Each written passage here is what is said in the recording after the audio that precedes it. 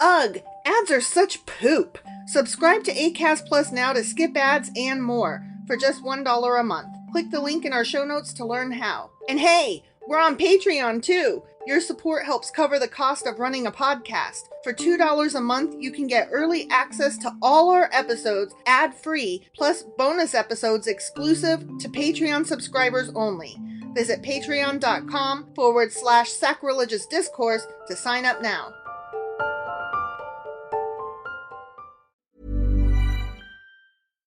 From the gas pump to the grocery store, inflation is everywhere. Seriously, make it stop. Thankfully, there's one company out there that's giving you a much-needed break. It's Mint Mobile. As the first company to sell premium wireless service online only, Mint Mobile lets you order from home and save a ton, with phone plans starting at just $15 a month. All plans come with unlimited talk and text, plus high-speed data delivered on the nation's largest 5G network. To get your new wireless plan for just $15 a month and get the plan shipped to your door for free, go to mintmobile.com/switch. That's mintmobile.com/switch. We've all been there. You have an unexpected medical expense, or you get into a fender bender, but you don't have the money to pay for it immediately. Dave is the banking app that could help you get up to $500 instantly with extra cash. To download the Dave app, go to dave.com today. That's DAVE.com. Sign up for an extra cash account and get up to $500 instantly. For terms and conditions, go to dave.com/legal. Instant transfer fees apply. Banking services provided by Evolve Bank and Trust. Member FDIC.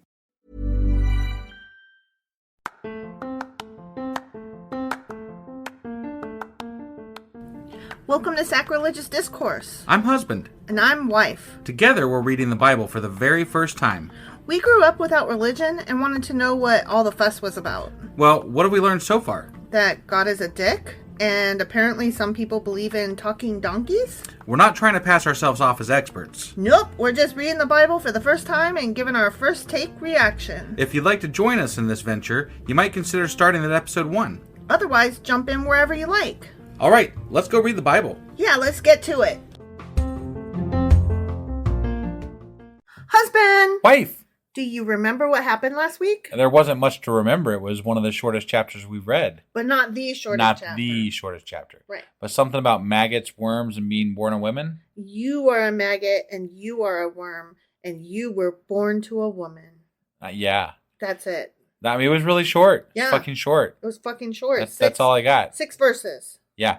All right, so that was Job chapter 25. Yeah, it was, you worm. And today we're going to be reading Job chapter 26, you fucking maggot. Jesus, let's do this.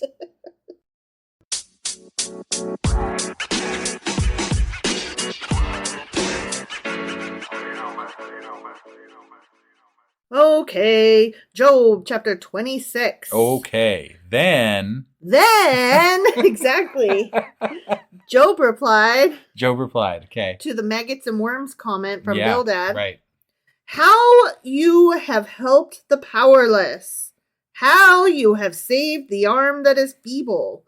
What advice you have offered to one without wisdom. He is being a sarcastic fuck, yeah, isn't he? Yeah, he is. And what great insight you have displayed. Mm. Who has helped you utter these words? And whose spirit spoke from your mouth? Yeah. The dead are in deep anguish, those beneath the waters and all that live in them. The realm of the dead is naked before God. Neckies. Okay. Destruction lies uncovered. Does it? No. I feel like Pompeii. There was a lot of destruction at Pompeii. Yeah. It's all covered. No. No? Well, I mean, not anymore. They're excavating it. But, I mean, it was covered in ash. It was a buried city. Yeah. Okay. You know what I'm saying? Yeah. So that was destruction. What about... It wasn't uncovered. What about Atlantis? Atlantis is not known to be real. It's not known to be real, though. Neither is God. Not known to be real. What? Never mind. Okay. I'm just saying, there are some who say that Atlantis was real and that some of the Egyptian stories speak of this city. But that's what I'm saying. There are people who say that God is real, and some rednecks speak of, his story.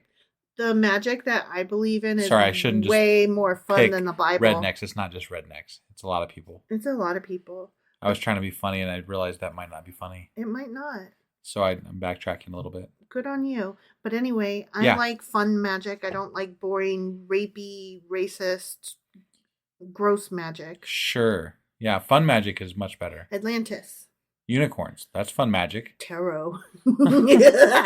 Just kidding. He spreads out the northern skies over empty space. He suspends the earth over nothing.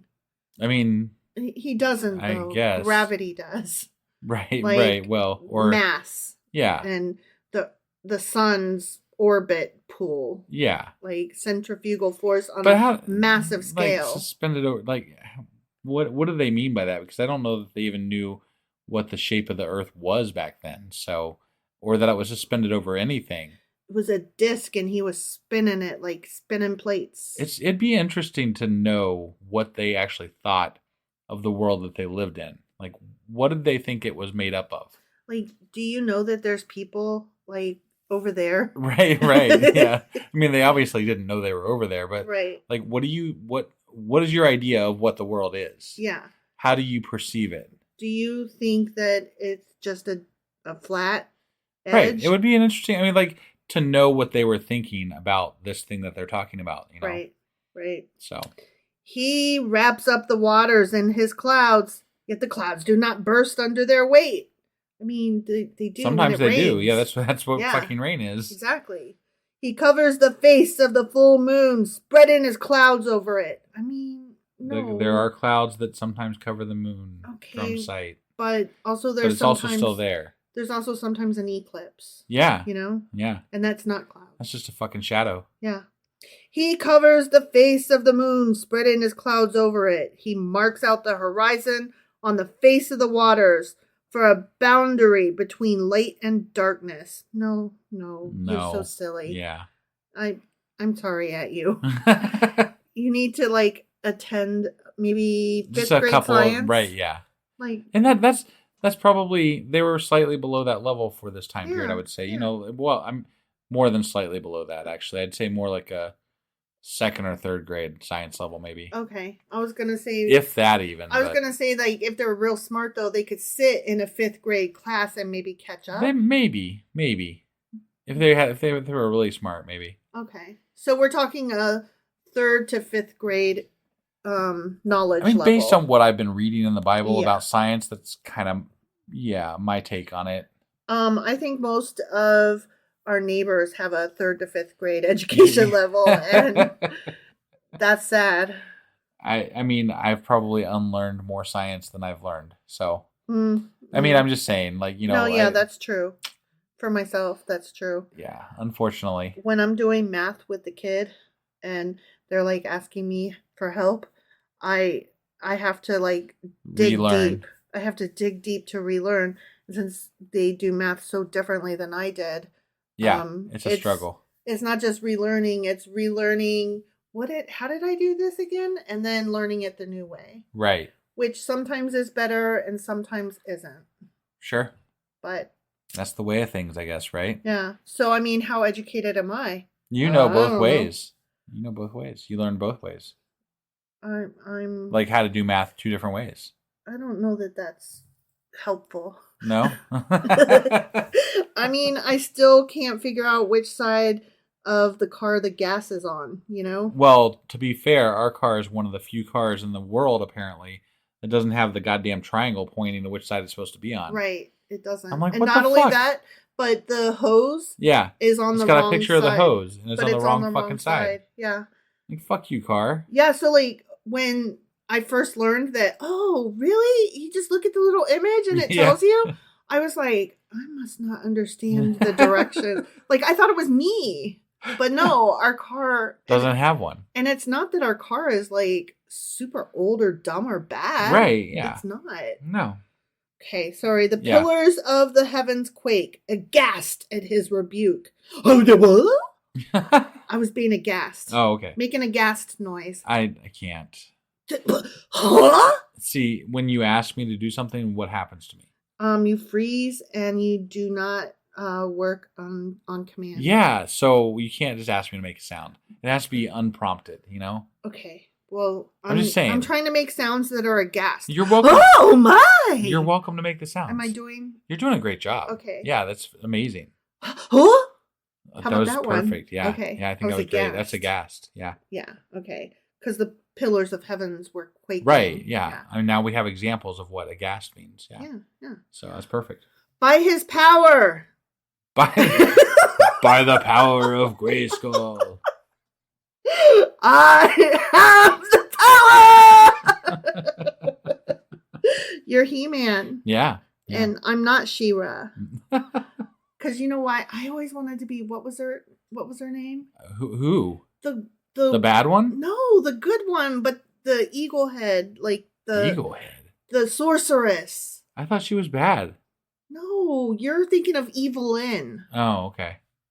I don't know. I don't know who the other one is then. Okay, the sorceress is literally the one who gave He-Man the sword and gave him the power. Oh, okay. Like I only remember She-Ra. Okay, She-Ra. As far as the girl and then the evil sorceress. Oh my god! I'm sorry. I fail at my He-Man fandom. Do you remember Skeletor? Of course. You boob. You got to admit, I did that. That was pretty good. Yeah, that was pretty good. Okay. All right. By his power, he turned up the sea. By his wisdom, he cut Rahab to pieces. Oh, damn. Rahab. Yeah, I do too. By his breath, the skies became fair. His hand pierced the gliding serpent. And these are but the outer fringe of his works. How faint the whisper we hear of him. Who then can understand the thunder of his power? The end. Which serpent did he pierce?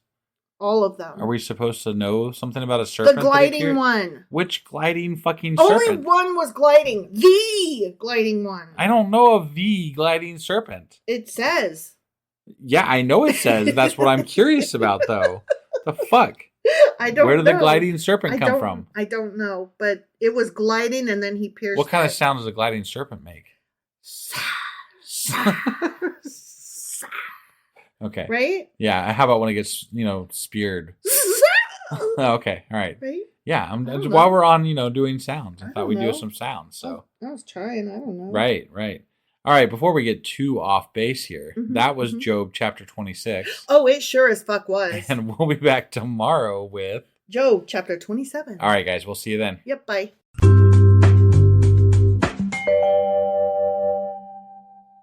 Husband. Wife. Do you remember what happened yesterday? No. What? Well, I mean, we talked about He-Man. We did. Job said some things. He did. I don't really remember much beyond that, honestly. We got so sidetracked that I kind of lost track of what we talked about, to be perfectly honest with you. Mostly he was just going on about how God's cool or whatever. Okay. So that was it. That's nothing why it didn't I stick. agree with. I'm like, yeah, nothing that would be worth remembering. Yeah, in our minds. I loved it when he was questioning God. Yeah, but when he's like, yeah, he's my dude. I'm like, he's not my dude. So and is he though? Right? Yeah. So anyway, that was Job chapter 26. Sure as fuck was. And today we'll be reading Job chapter 27. All right, let's go do this. Okie dokie.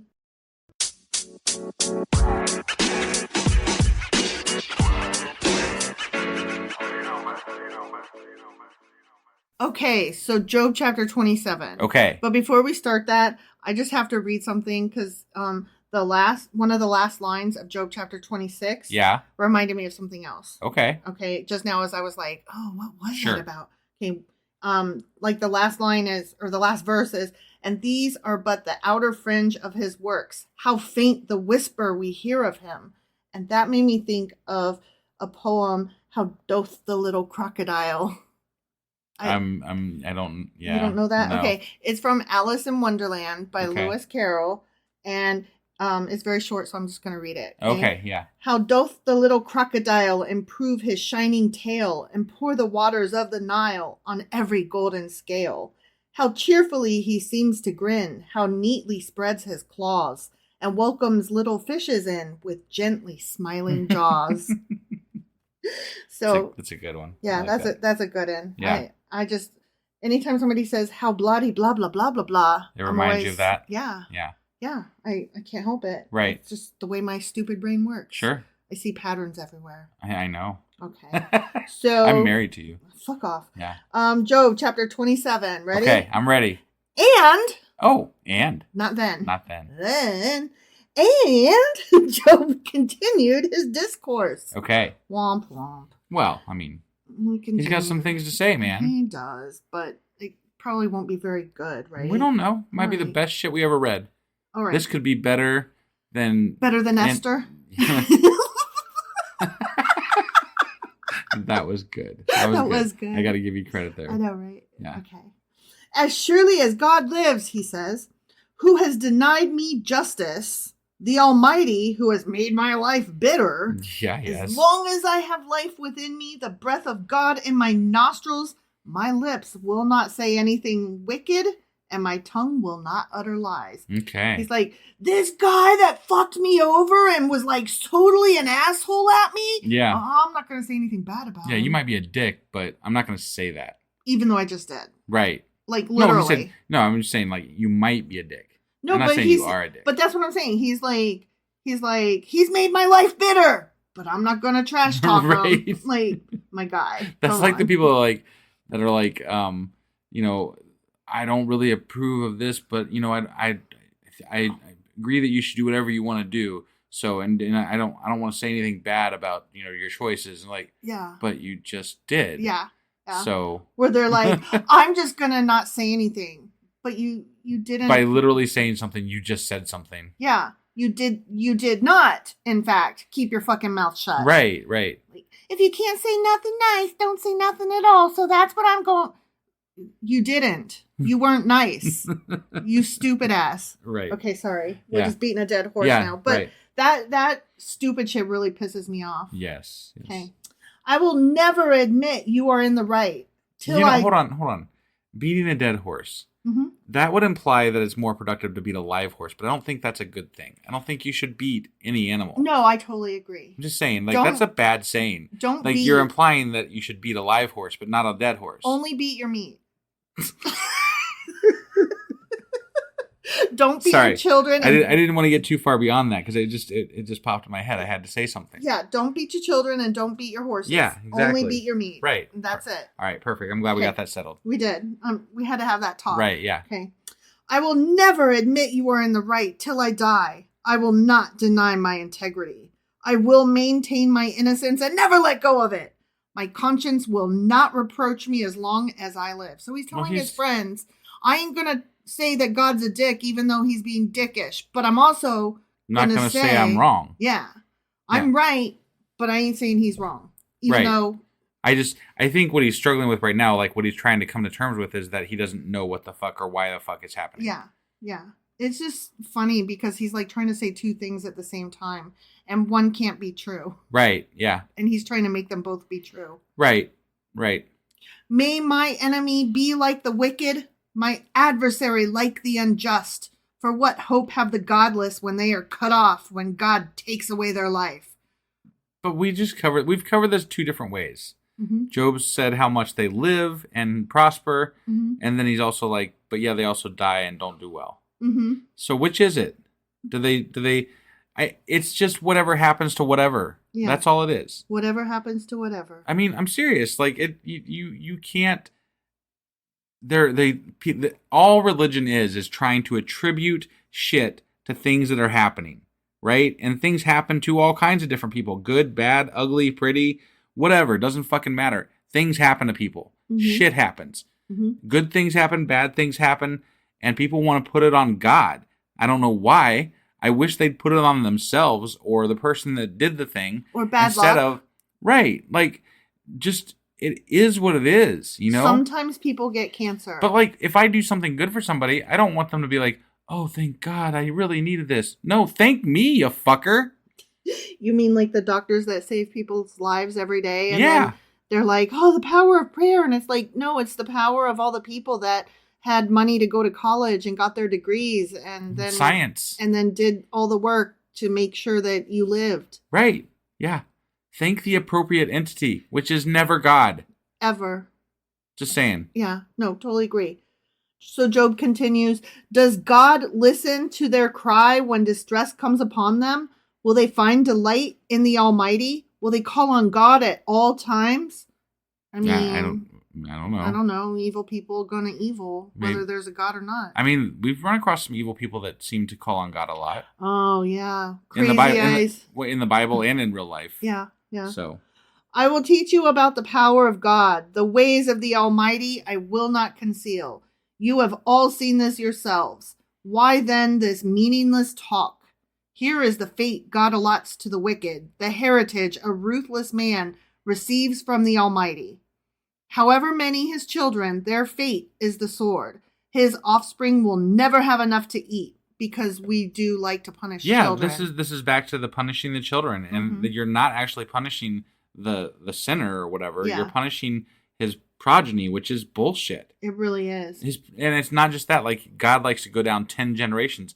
That person in the 10th generation doesn't even fucking remember the person that got punished in the first place. Yeah, or what they did. And it's Right. like, wow, did they do something that was bad enough to be punished? People who weren't even born? But if the person is truly evil or bad, right? Mm-hmm. Why would they give a fuck whether you like if they truly don't give a fuck about people? Yeah. Why would they care that you punish their children? It doesn't matter. Yeah, because that's like completely worthless punishment. It really is. It really is. The plague will bury those who survive them, and their widows will not weep for them. I mean, probably not, because they're assholes. Maybe. I mean, if they're bad. Oh, well, yeah. Okay, I see. The bad people are bad. The bad people. Right, I got it. Yeah. Okay.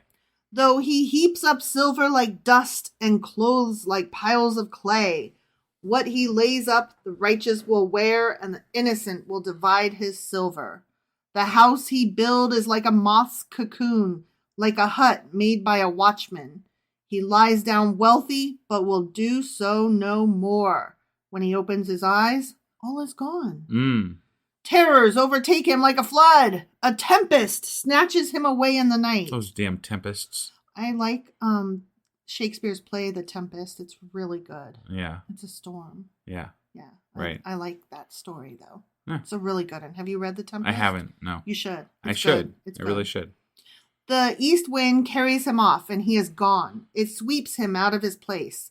It hurls itself against him without mercy as he flees headlong from its power. It claps its hands in derision and hisses him out of his place. The end. So it sounds like he's saying that when you die, you got some bad shit ahead of you, and you're not gonna have your things, obviously, and you're gonna have some, a tempest take you away and beat you against walls or something. Yeah. Evil people will get punished. The end. Right. Which is, like, that's the romantic theory of any religion, really. Like, justice will come after death, right? You reap what you sow. We love these sayings that mean that justice will come later. Yeah. Right? Because none of us like, I think it's mostly because none of us like confrontation in this world. So we don't like to actually call people out on being bad. We don't like to interfere with things that are going on that are unjust. Right. We just let them be. It's true. Know? And so we're like, well, God will take care of it. Yeah. God will take care of that. It's true. Fuck that. God won't take care of shit. We need to take care of it now. That includes this world that we live in. That includes everything that you see and people that you see down the street and things that are happening in front of you. Take care of it then and there. There, blah, blah, blah, blah. There and then. Yeah. And don't assume, there is no fucking punishment after life. Because there's no afterlife. Right. You're fucking dead. Yep. Deal with the now. Yeah. That is my philosophy. And I'm not saying lead a hedonistic lifestyle and just throw the rules out the window. But if that's what floats your boat, as long as, everybody's informed consent, then, all more power, all the whatever. I can't speak tonight. I don't know what the fuck's going on with my brain. It's dumb. It's dumb. Your brain more power dumb. to you. That's what I meant to say. But yeah, we live a fairly mundane, we're very happy, but we don't, most people would call us good people, I think. Yeah. And we don't really, I don't know. We're kind of boring. Yeah, honestly. mostly. I mean, this is as wild as it gets right here. It's cussing true. at God on our podcast, and like we're like, ooh, we cussed at God. I mean, I did have a glass of wine at your mom's birthday party we bought last some night. weed from Hell, like near Hell, Michigan. Yeah, we did. That was crazy. Yeah. I told my mom about it, and I go, I'm going to eat an edible. Your Baptist mom. My Baptist mom. I said, when we go to this gathering, you're going to see me kind of out of it. I'm just being honest in case you're uncomfortable, but I will have eaten an edible. And my mom's like, what's an edible? And I literally had to explain it's marijuana. And she goes, well, why is it called an edible? And I go, because you eat it instead of smoke it. Right. Like my mom literally and had then no she was idea. like, brownies. She goes, special brownies? And I was like, I mean, that is a type of edible, but that's not the type I got. Right. We got gummies. And she goes, well, how else do they make it? And I said, well, lots of different ways, but the most popular currently is gummies, and that's what I got. Right. And she's like, oh, okay. Yeah. Although I saw one of our friends on Twitter, he had like an Oreo ball thing. It was like 100 milligrams of fucking weed. And like the ones that we got were 20 milligrams. And I'm like, that shit fucked me up. Mm-hmm. You're eating 100 milligram. Oh my God. I mean, I know for a fact that he like, he worked up to that. Yeah. But. Because 30 would knock me off my ass. Definitely. Yeah. Definitely. 20 knocks me off my ass. 20 knocks and if I don't eat anything, 10 knocks me off my ass. Yeah. So we figured out our limits there. So 100 would be way too far for either of us at this point in time. I mean, to be fair, I hadn't had weed in probably 5 or 6 years prior to us buying that up there in hell. So, you know? Yeah. So, I mean, it's not like we have it a lot. No. But that's how boring we are. That's how boring we are. Yeah. What we try to convey. We're fucking boring. We are. Sorry, we're boring. I mean. We're not. We try not to be boring on here. People seem to like us okay. Yeah. And our friends are kind of cool. I mean, we have cool friends. We have really cool friends. We do have really cool friends. Like, we have the coolest friends, actually. Yeah. You know what else? I would love to someday, like we have still not run into any, like we went to that convention down in Louisville. Mm-hmm. We've still not run into any fans anywhere. Right. Now, we did make a fan out of having gone to Louisville. Yeah, well, we made a friend. No, we made a friend, and then there was another lady that said that she met us down there and started listening. Oh, yeah, that's right. Yeah. That's right. Yeah, so we made a friend and we made a fan. Yeah. And it would be neat to make it the other way, where we're just tooling around and we're like... Right. Yeah, we're wife and husband. But just so you know, we would be like more than thrilled to meet somebody at like a coffee shop, probably, if you were in our area. Yeah, I would like fall off my stool. That would be just awesome. Yeah. So if any of y'all are in like the Dayton or Cincinnati area, just, give us a shout out and tell us you're going to be here. Honestly, even Columbus, we would make the trip out. You think we would? Well, if we got time.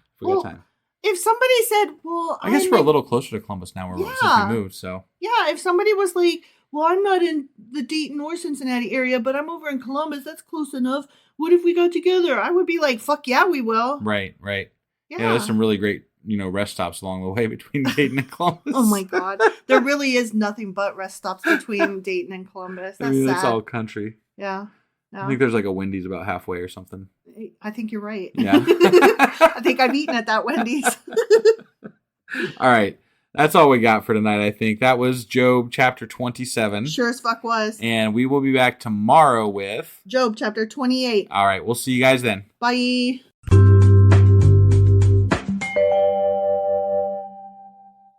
Husband. Wife. Do you remember what happened yesterday?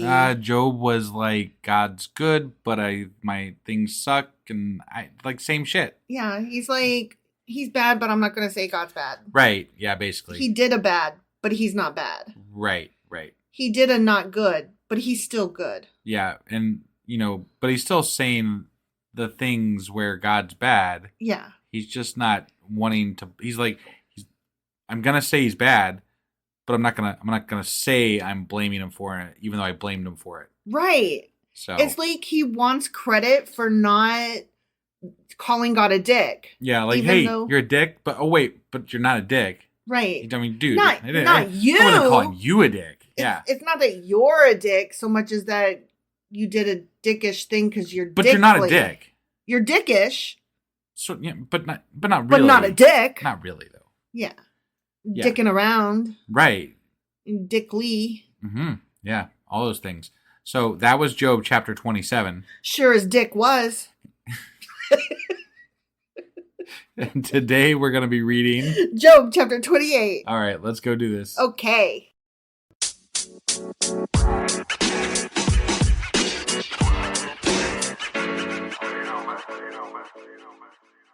Okay, Job chapter 28. Okay. There is a mine for silver. There is. I mean, there's probably multiple mines for silver. And a place where gold is refined. Why is there a mine for silver when they're doing gold? Silver and gold, silver and gold. Okay, anyway, silver. Okay. Iron. Man, they're just covering all the metals here. Is taken from the earth. And copper is smelted from ore. What the fuck? Whoever smelt it dealt it. What is going on here? Mortals put an end to the darkness. I heard it was actually that one god that stole fire. What was that guy's name? Was that Was that Atlas? It wasn't Atlas. I don't know. Who was the god that stole fire and gave it to us? I'm not sure. And then he was punished for eternity. I don't know. And then so he was like tied to a rock, and like eagles or hawks or some shit would come like peck at his guts, and then every day they'd come do it again. Yeah. And okay, anyway, so mortals and that one Greek or Roman god put an end to the darkness. Prometheus. Why didn't I know that? That's so obvious in retrospect. Yeah. Seriously, did you not know that? I didn't know that. I've kind of heard that story, but I was pretty young when I was really interested in Greek and Roman gods. As we all are. Right, yeah. Mm-hmm. And I don't really remember that much about it. So it's, Okay. I know Icarus flew too close to the sun. Icarus did. And, yeah. And then his wings melted and Zeus was in charge. And Hercules, he's like half god type thing. Mm-hmm. Kind of like Jesus. Yeah. Except that Zeus was a rapey swan or goose or mule. No, not a mule. Bull. Venus was in charge of love, right? She's got it. Yeah, baby, she's got it. I'm your Venus. I'm your fire. Yeah. It's your desire. Okay. Do you know that song? Yeah, I do know that song. Okay, well, you looked at me like I was nuts. What? Okay, so Prometheus and the mortals put an end to the darkness. They search out the farthest recesses for ore in the blackest darkness. Okay. Why would they search in the blackest darkness? That's like asking, why do humans climb really, really fucking tall mountains? Because it's there to be discovered. I guess. Okay. I mean, seriously, why? Sure. Because we want to know all the things. So we explore every single space of darkness, height, and depth. Okay. Okay? All right. Far from human dwellings, they cut a shaft. I wasn't even going to react. And then I looked at you and I'm like, oh my God. Because I looked at you. Yeah. I didn't even have to say it. He said shaft. Right. Okay. Yeah.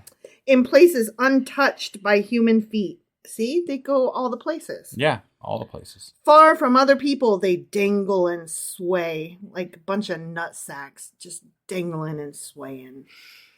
Oh, that reminds me, speaking of nut sacks, for reals. Yeah, for real. Okay. Yeah. So, like, a lot of the podcasts that I listen to now, mm-hmm. They have these sponsors that have these underwears. And all of the underwears have moisture wicking.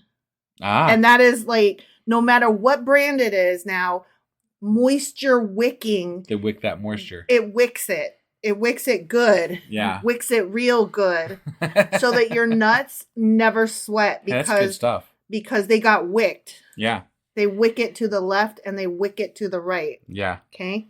So wick it. Yeah. Wick it real good. Dun, dun, dun, dun. Okay, I don't know. Sorry. Uh-huh. Okay, the earth from which food comes is transported below as by fire.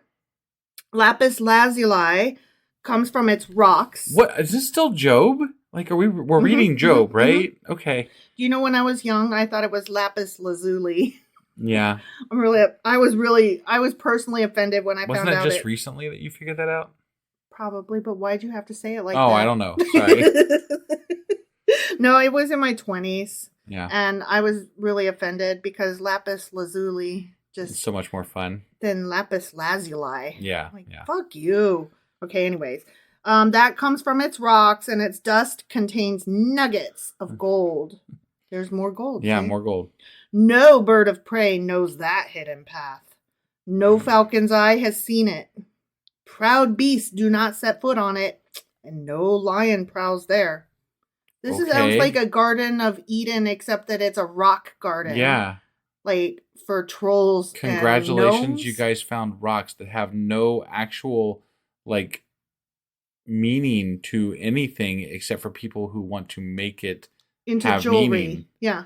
So, ooh, you wore a shiny. You wore a sparkly. I don't understand. Like, why did we settle on making inanimate objects our form of tender? I have no idea. You know, like, why don't we still do the barter system? To me, makes sense. Yeah. But then everybody has to agree on exactly how many sheep equal exactly how many Dawn dishwasher pods. But we still do essentially the same thing, just with we attribute value to the items and then pay for them with things that essentially have no value. Right, because money is pretend. Right. Yeah. It's dumb. Yeah. There's a whole anti-money movement growing. Yeah. I've heard. Oh, that reminds me. Okay, this is really cool. You'll actually like this. There are places, I think in New York is where they said that they're starting, where they have reverse ATMs, because during the pandemic, a lot of stores started saying no money, like they didn't want to deal with cash because cash is gross, right? Okay. So then there was some law passed or a bill presented at least that was like, guys, you can't exclude dollars because not everybody has like, I don't know, a bank account or a credit card or what the fuck ever. Right. Like it's legal tender, you have to accept it. So in order to get around that, certain stores started creating reverse ATMs where you go into the store and you give them the cash into the like ATM, only then it spits out a card so that you have store credit on that card. Interesting. So that you don't have cash being exchanged. Okay. You know what I mean? Yeah. So I found it very interesting. Yeah. And not all stores are charging a fee, but there are some stores that will charge like a $5 fee for that's bullshit. Turning your money into. That's bullshit. No, I totally agree. But a lot of stores are like, they'll eat the fee because, they get charged per transaction. Yeah. On credit cards. So anyway, I just found it really interesting that we are slowly a little bit sometimes trying to create a way for the poor or the unhoused to still be able to spend even in a cashless society. Yeah. But cash will still always be king. Not really. No? No. You don't think? No. Why? Because it's you used to say that about buying a car. It is no longer the case because you get a better deal if you don't use cash. You say that like you can't even use it in certain transactions anymore. I mean, like I cash, just said, yeah, cash is definitely not king. But on the black market and underground, sure, where the majority people are at this point, yeah, like the underclasses, like us and below, will always need cash. Sure. Don't you agree? No. You're looking at me like I'm nuts. Yeah. But there are so many. We covered that in the intro, didn't we? Oh well, yeah. Okay, but there are so many people that, for whatever reason, they can't qualify for a credit card or checking account. And there are so many people that may, for whatever reason, not want their transactions tracked. So cash will always serve a purpose. Sure. No, it definitely does, but it's definitely not easy to utilize. It's not, you said cash is king, is definitely not king. You cannot, you have an easier time using a card anywhere these days, pretty much. Okay. You're more likely to have success with a payment if you have cards. You think? Yeah. I don't know. I think it's easier to use a card, but I don't think that means that cash is out. Like, everybody likes cash. Do they? It's extra shit you got to carry around. All right, that's fair. That is fair. Yeah. Okay. All right, back to the rocks and the no lion prowls there. Okay. In the rock garden. People assault the flinty rock with their hands and lay bare the roots of the mountains. Where are we going with this? I don't know. I'm completely like lost here. What we're talking about, even because we're in a rock garden, and I think we're in Job, but I mean, I don't know what the fuck's going on. They tunnel through the rock. Their eyes see all its treasures. They search the sources of the rivers and bring hidden things to light. But where can wisdom be found? Okay, are we like reading this too literally? Because I'm not getting it if it's a metaphor. I'm just a big dumb. There's a lot of rocks, a lot of metal, a lot of rocks. And now, where can wisdom be found? Now, wisdom, yeah. Where does understanding dwell? Not in a rock garden. Not in rocks. That's where you go for Zen. Yeah. Yeah. No mortal comprehends its worth. It cannot be found in the land of the living. Wait, no mortal comprehends wisdom? No. Or what was it? No mortal understands its worth. What worth? Of what? The worth of the rocks or I thought he was just talking about wisdom. Or wisdom? I don't fucking know. I don't get this. I'm sorry. I'm tired and this is not sinking in. Apparently. Okay. You didn't catch it either. No, that's what I was trying to figure out. Like, that's what I was asking. Okay, let me They search the sources of the rivers and bring hidden things to light. But where can wisdom be found? Where does understanding dwell? No mortal can understand its worth. It cannot be found in the land of the living. Right. Understanding and wisdom. Those are the things that cannot be found and understood, apparently. Okay. I definitely don't think that's true, but okay. Okay. Because, I mean, I understand wisdom and the value of it. And, you know, I know where, you know, it's definitely valuable. It is. I will give you that. Wisdom is valuable. That's why we pay for college degrees. Right. Yeah. Okay. The deep says, "It is not in me." The deep, huh? The deep. Interesting. Oh my God. On The Boys, there's a character called the Deep. Yes, there is. And he says, "It's not in me." The sea says, "It is not with me." Okay. Yeah, I wouldn't expect to find wisdom in the sea. Nope. It cannot be bought with the finest gold, nor can its price be weighed out in silver. You keep your silver and gold. Okay. It cannot be bought with the gold of Ophir, with precious onyx or lapis lazuli. Who's Ophir? I don't fucking know. But that guy got gold. I guess. Apparently that's our question of the week. Yeah. Who the fuck is Ophir and what the fuck does this chapter mean? Right? Okay. I'm so sorry, but this chapter is hard. Don't you agree? Yeah. No, okay. I'm not following. I mean, I'm not getting what this is, where it's going. I want to understand the point, but it's not happening here. Right. Neither gold nor crystal can compare with it, nor can it be had for jewels of gold. Coral and jasper are not worthy of mention. No. The price of wisdom is beyond rubies. It's beyond those, too, yeah. The topaz of Cush cannot compare with it. Yeah, wisdom is so much better. It cannot be bought with pure gold. What the fuck is the topaz of Cush, though?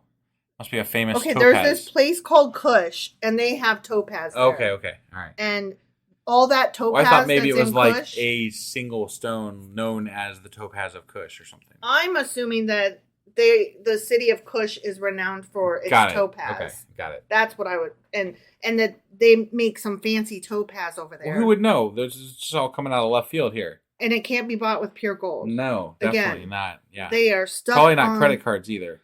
You're probably right. Yeah. Even with a reverse ATM, I bet. Right, yeah. Okay. Where then does wisdom come from? Where does understanding dwell? I bet they'll tell us. I bet they don't. It's you don't the think Bible. So? Well, they don't like telling us shit. Yeah. It is hidden from the eyes of every living thing, concealed even from the birds in the sky. Why would they hide and conceal such a valuable thing? As wisdom. Yeah. Why would God do that to us? I would think that we should all have wisdom. Yeah. Let's all get it. I want some wisdom. I like learning things. Let's find out where to get this wisdom shit. Yeah, where do you go? And how much is it? Right. Destruction and death say, only a rumor of it has reached our ears. Okay. God understands the way to it. I figured that might be He alone knows where it dwells. He alone. For he views the earth, what does he view? He views the ends of the earth and sees everything under the heavens, except for where was Adam, and then where was... Yeah. Where was Cain? No, wait, Cain. No. Yeah, Cain. Where's your brother, Cain? Right. Yeah. But who was it? Was it Samuel or...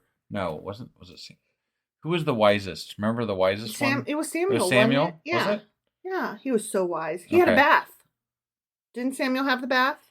I'm trying to remember. I think that's right. Okay, well, whoever it was, his name started with an S.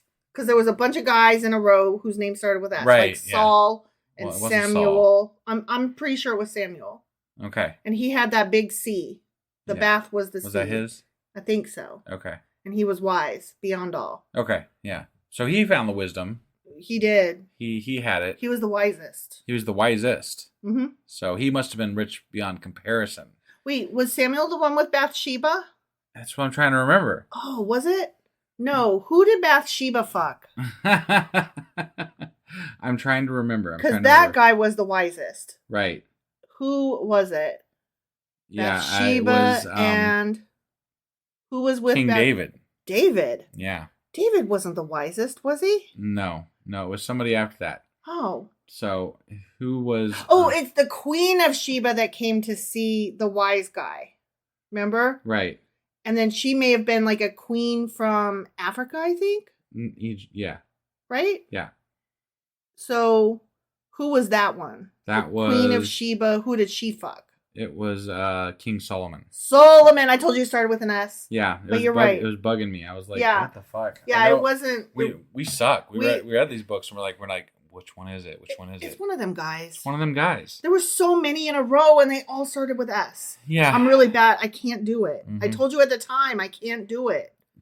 And it's badly named. Remember, I told you at the time that that's what they tell you as a writer. Do not make all of your characters have names that start with the same letter. Yeah, it's confusing. I can't be held responsible for that. Confusing. Okay? That's God's Samuel, fault. I think, had the good hair. Samuel had the good hair. Yeah, that sounds right. Right. Yeah. And then Solomon was wise and he had a bath and he, the Queen of Sheba came to see him and she riddled him. Yeah. Riddle me this, bitch. Okay, when he established the force of the wind and measured out the waters, God that is. Yeah. When he made a decree for the rain and a path for the thunderstorm, then he looked at wisdom and appraised it. And he appraised it, huh? He sees it. It's sitting over there. Mm-hmm. And he's like looking at it. And but he didn't make wisdom? He appraised it. I know, but it doesn't say he made it. Apparently he didn't. He confirmed it and tested it. So there was something there. And he didn't know about it till he looked at it, appraised it, confirmed it, and tested it. And then he was like, okay, wisdom. Interesting. I have now drawn your measure. I get you now. Okay. Okay. All right. And he said to the human race. Did he? God did. Yeah. Ready? I'm ready. The fear of the Lord, that is wisdom. And to shun evil is understanding. The end. I shun evil. I do shun evil. I do not fear the Lord. But I don't have even wisdom believe in him. nonetheless. Right. I think I'm pretty wise. Or you know what? I don't know that I'm necessarily wise, but I seek wisdom. And yes. I think wisdom is a journey, not a destination. Oh, definitely. Like you don't just wake up and be like, whoop, I learned all I can learn, so now I'm wise, the end. Yeah. Like I think that if you are seeking wisdom, you seek it till the end of your days. I honestly don't think that Christians oftentimes shun evil. Like they don't. Trump is fucking evil. They do not shun evil. And they just kind of welcome it right in. To shun evil is understanding. Right. That's going to be my new. You need to read this verse and tell me why you're voting for Trump. Right. God said to the human race, the fear of the Lord, that is wisdom, and to shun evil is understanding. Right. So are you telling me that you are not understanding? They would tell you that evil is you and, And I would say, well, I haven't raped anybody and I have not been mean to people. Right. So. But you know what? We did get a win recently. Tucker Carlson got fired. I know. So that was really fun. Yeah. And apparently he didn't even know it was coming because he said, I'll see you Monday when he signed off. And like 10 minutes later, he got shit canned and they were like, no, you won't. That's so funny. Right? Yeah. That is so funny. But then what they're saying is they have amicably departed That's what ways. they always say. Yeah. When you I want to know what Tucker says. I ain't heard from him I yet. don't really want to know what he says, actually. I'll be honest. I do. I totally do. I hope I love fucking trash retires talk. and goes away for good. He won't. You know what? This might free him up to run for president. Oh, fuck that. Because he's a smart dummy. You know what I mean? He will be the fucking next Hitler. Yes. If we let that happen. I guarantee you that is something that is crossing his mind. And I heard somebody today say this does free him up to then say, well, we departed ways amicably because I told them that I wanted to do this. And he might be gathering his forces. That would be tragic for this country. That would be very tragic because he is not a dummy. He just pretends to be. Yeah. He and his dumb looking face with that dumb look on his dumb face.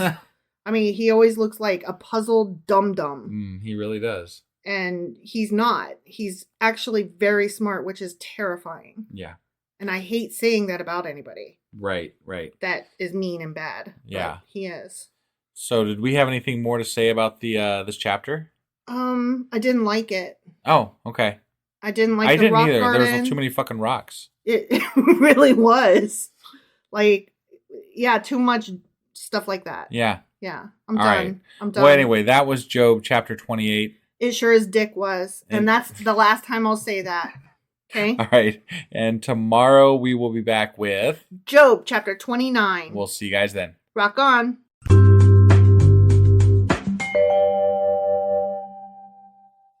Husband! Wife! Do you remember what happened yesterday? There was lots of rocks. Rocks. And more rocks. They were looking for wisdom but couldn't find it. Yeah. And then I don't know why you would look for wisdom in rocks. Under a rock. Under a rock? Yeah. Okay. That's where a lot of people hide. Is that where wisdom hides? Yeah. God could barely find wisdom. He didn't even make it. It's true. And he just saw it sitting over there. And assessed it. And assessed it. Yeah. Yeah. The last sentence was the fear of the Lord. That is wisdom. Right. Which I don't think that's wisdom. That's not wisdom. No. Wisdom has nothing to do with fear of anything. It has to do with seeking knowledge. Right. Yeah. Like, you're using the wrong word. Yeah. That was dumb. Mm-hmm. I didn't like that chapter. I didn't either. Although I do feel like we might have to look into it more for a Q&A. Yeah. Because it was out of nowhere and weird. Yeah. All right. Well, that was Job chapter 28. Sure as fuck was. And today we'll be reading Job chapter 29. All right. Let's do this. Oh, I thought you had a shout out. Oh, yeah, I do. That's right. We have a new patron. Yay! Their name is Polly. Polly, thank you. Yeah, thank you so much for becoming a patron.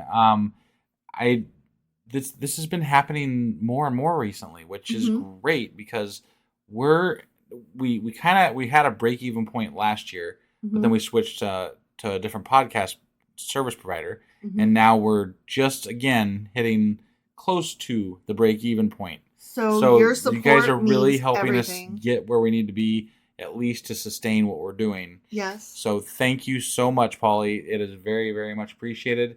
And if you would like to become a patron, you can help us out by going to patreon.com/sacrilegious discourse, and you can sign up for as low as $2 a month, and you'll get ad-free episodes, early access to the episodes, and our special Patreon episodes. Yep, and your very own shout out. And your very own shout out. Just like Polly got. Thank you again, Polly. Thanks, Polly.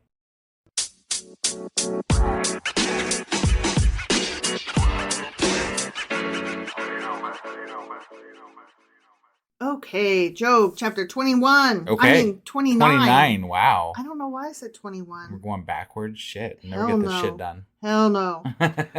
Job continues his discourse. Ready? Does he? Yeah. We continue our discourse too. It's sacrilegious even. His isn't so much sacrilegious. Yeah. How I long for the months gone by, for the days when God watched over me, when his lamp shone on my head, and by his light I walked through darkness. And when he didn't kill all my kids. Oh, for the days when I was in my prime, when God's intimate friendship blessed my house, when the Almighty was still with me and my children were around me. Yeah, that was good times. Good times. When my path was drenched with cream and the rock poured out for me streams of olive oil. I love it when rock. We have all these rocks that pour out streams of olive oil. Have you ever seen them? No, I had to buy a bottle of olive oil from the store. So you've never seen rocks that pour out olive oil? No, not even once. And if anybody has, I want to know. I've lived a lot of places, and You even lived in Italy. I did. Yeah. And that's what you would think if you're going to see like olive oil producing rocks. Yeah. That's where you might find them, right? Yeah, but no. Nor did I ever experience a path drenched with cream, except there was one time that an 18-wheeler fell over and it was filled with cases of Alfredo sauce. Was this something you actually saw yourself? No, but it did happen here in Ohio. Oh, okay. And so you could say that highway was a path filled with cream, drenched with cream. Yeah, it was. Yeah, one might say that. One might. I guess that could happen. That could Although happen. I don't think there was a lot of Alfredo sauce being transported on semi trucks back then. Probably not. So I'm just putting it out there that is a thing that happened. But paths might have been smaller because they were just walk paths, mm-hmm. and somebody might have just had like a jar of Alfredo sauce. Yeah. So like one of those ceramic vases that like a mud clay it could have jar. Happened. It could have happened. And they dropped it, and then the path was drenched with cream. Could have happened. But the olive oil rocks. Coming, I don't know about all that. Yeah, I don't know. I can't tell you about that. Yeah, I don't think that's true. No, I don't think it is either. Yeah. When I went to the gate of the city and I took my seat in the public square, the young men saw me and stepped aside, and the old men rose to their feet. The chief men refrained from speaking and covered their mouths with their hands. Why? Because I was awesome. I'm no Job, and I'm awesome. No one's that fucking awesome. No? No. You don't think Not so? a soul. No. Okay, I agree. The voices of the nobles were hushed, and their tongues stuck to the roofs of their mouths. Really? It sounds like they need some water. Or that's like, yeah. You must be pretty perched to have them stick to the top of your mouth. They ate too much peanut butter. Yeah, that's what it was. That's what it was. Have you ever put peanut butter on a dog's mouth? Yes. It's funny watching, or on a dog's nose, and then they lick it off. Yeah. That's funny. Whoever heard me spoke well of me, and those who saw me commended me. Okay. Because I rescued the poor who cried for help, and the fatherless who had none to assist them. So you did all those good things that they accused you of doing the exact opposite of when your friends were yelling at you? Yeah, I was... And apparently everybody knew this, so like, how did they think that he did something else? It must have been something sneaky, underhanded. All right. You know? Yeah. Clearly, he was just putting on a show of good, is what they're thinking. I guess. The one who was dying blessed me. I made the widow's heart sing. Yeah, you did. I put on righteousness as my clothing, but not humility, apparently. Right. Justice was my robe and my turban, but I left my humility at home. Yeah. Does it say that? No. Oh, you just added that. I did add that because if he wore humility, he wouldn't be talking about how awesome he was. Right. No, it's true. I'm just saying. I mean, okay, it's like if you give $1 to like a home unhoused person on the street, right? You don't go home and be like, I single-handedly helped a homeless person today. I am awesome and righteous. No, I feel like if you're helping someone, I mean, it's not that I think everybody's at some point probably bragged about helping somebody. Like, it's like, at some level. I'm not saying like, but I mean, generally speaking, I do things that I don't feel the need to brag about. I'm like, I just gonna say, do this or do that. That's a humble brag, and a humble brag is just another word for braggy brag. But like, if I donated to NPR, I'd definitely tell you, hey, I donated to NPR. But would you tell like everybody that you knew? No. No, I wouldn't either. Yeah. That's the difference. He's like, everybody knows my awesomeness. Right, that's true. And I'm like, that's not right then. You're doing it wrong. Right. Every individual person should be able to say, yeah, he's a really nice guy. I've seen him do some really great things. But it shouldn't be that the entire group of them is then like, here comes that awesome guy who donates to stuff. Right. That's what I'm saying. But we do love our awesome people who donate to us. We do. but they don't brag about it. They don't. We brag about it for them because we're so grateful. Yeah, definitely. And they don't have to walk around saying, I donated to Sacrilegious Discourse. I am righteous and upstanding. That's all I'm saying. I was eyes to the blind and feet to the lame. That sounds like a good name for a band. Eyes to the blind. And, right? Yeah. Feet to the lame, but I really like eyes to the blind. Good, yeah. I was a father to the needy. I took up the case of the stranger. I broke the fangs of the wicked and snatched the victims from their teeth. Boy, you sound like you were really just like all over the place doing all kinds of good shit. It's like he's Superman. Right? I don't believe him. I don't either. This is too much. This is too much. You know what? If God talked about him like this, that'd be one thing. Like, oh my goodness, look at this guy, my man Job. Right. He doing all this. I feel like stuff. he's just a little bit of a braggart here. He's doing the humble brag. I'm telling you. Right. I'm not for it, Job. I liked you before you started bragging about your goodness. Yeah. I thought, I will die in my own house, my days as numerous as the grains of sand. False. Right. Then you thought wrong. Yeah. My roots will reach to the water, and the dew will lie all night on my branches. Who said dew? I don't know. Okay. I mean, I don't want dew on me, but he wanted dew on him. Okay. My glory will not fade. The bow will be ever new in my hand. The bow? The bow, the bow. The bow? The bow? I The thought bow it was to the bow. the bang, digga, digga. Yeah, I don't know. People listen to me expectantly, waiting in silence for my counsel. Okay, then. Yeah. After I had spoken, they spoke no more. My words fell gently on their ears. This guy really thinks a lot of himself. He really or does. His previous self, anyway. Like, maybe God took you down a notch because you're a bragger. You needed it, yeah. I mean, okay, having your 10 kids killed and covered in boils, that was more notch than necessary. Yeah, no, definitely. They waited for me as for showers and drank in my words as the spring rain. I just can't imagine me. Okay, let's say I was as good as Job, right? I couldn't imagine lamenting myself like this. Yeah. Like, it's just such That's not the right word. Oh, sorry. Like, lamenting extolling who you used my, to be. my yeah, virtues extolling like this. your virtues. Yeah. Sorry. No, I'm just thinking, like, even when I wrote something that I knew was really, really good when I was in school, and, like, I would come home and be like, I wrote this really great paper, but I wouldn't be like, and it was so good that I, should get a Pulitzer Prize or whatever. Right. Like, come on now. Right. When I smiled at them, they scarcely believed it. The light of my face was precious to them. I chose the way for them and sat as their chief. This guy sounds like one step shy of a god. Yeah. I mean, if you ask me. No wonder God was like, yeah, you can do with them as you will. I mean. He's getting a little too close to my throne here. I dwelt as a king among his troops. I was like one who comforts mourners. The end. Okay. You were awesome and knew it. Apparently. Yeah, I'm not a fan. I don't like you. If you're that awesome, you don't brag about every single goddamn thing you did. No, that's ridiculous. You were so awesome that you lacked humility. Then you weren't awesome, right?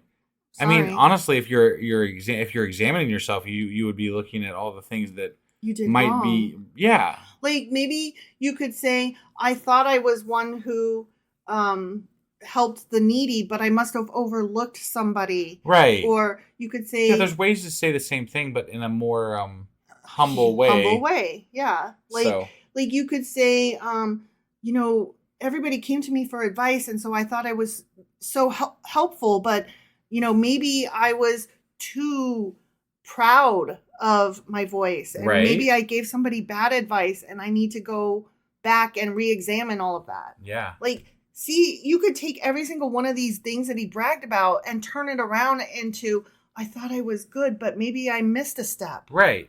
And he's not doing that. But he's just assuming that he didn't. He's like, no, I'm awesome. Right. God punished me for nothing. I'm awesome. I don't know. Vain seems like something that you could be punished for. Yeah. So. Vainglory. Yeah. I don't know. Not a fan. I'm a little bit worried for him here because I feel like maybe he didn't see this bit. Yeah. But I know this.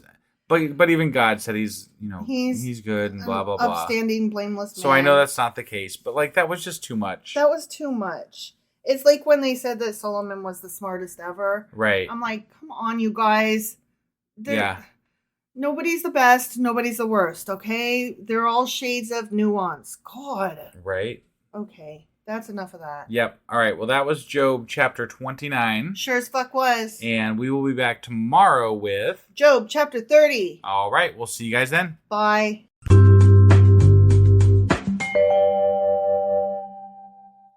Husband. Wife. Do you remember what happened yesterday? Yeah. Job was going on and on about himself and how amazing he is. How amazing he was. He was. Yes. Not before is. the fall. I misspoke there. You did. Yep. Yeah. He was like, remember those days when I was awesome? I was like the nicest guy ever, and I did all the nice things that nice guys do because I was nice. Yeah, he seemed like he was nicer than nice. He was like the nicest fucker that ever niced. Yeah, he did niceness. A lot. A lot. And according to him. And then even some more. Mm-hmm. Yep. It was a bit insufferable, quite honestly. Speaking of nice, I've got something nice to share. Oh, yeah? Yeah. We have a new patron. What? Again? Oh, my God. Yeah, so we'd like to send a big thank you to Ree. Ree, thank you. And they are our newest subscriber, and they're from France. Oh, my gosh. Yeah. And they said that they're listening to us as they're working on their home renovations. So Aww. We hope your home renovations are going good. And I will do my best to laugh in this episode for you. And wife will definitely do some feminist additions. Yeah. So. And if when you're finished renovating your house, you want some more work, you can always come do our house. Yeah. Because we're totally always open to that. Yeah, we're always looking for renovations. Yeah. And if you also would like to help support our podcast, you can do that by going to patreon.com /sacrilegious discourse. Are you okay over there? I guess not. Yeah. And we have levels starting as low as $2 a month, and you get our ad-free content, our early episodes, and you get our special Patreon episodes. You do, and they're a hoot and a holler. Yeah.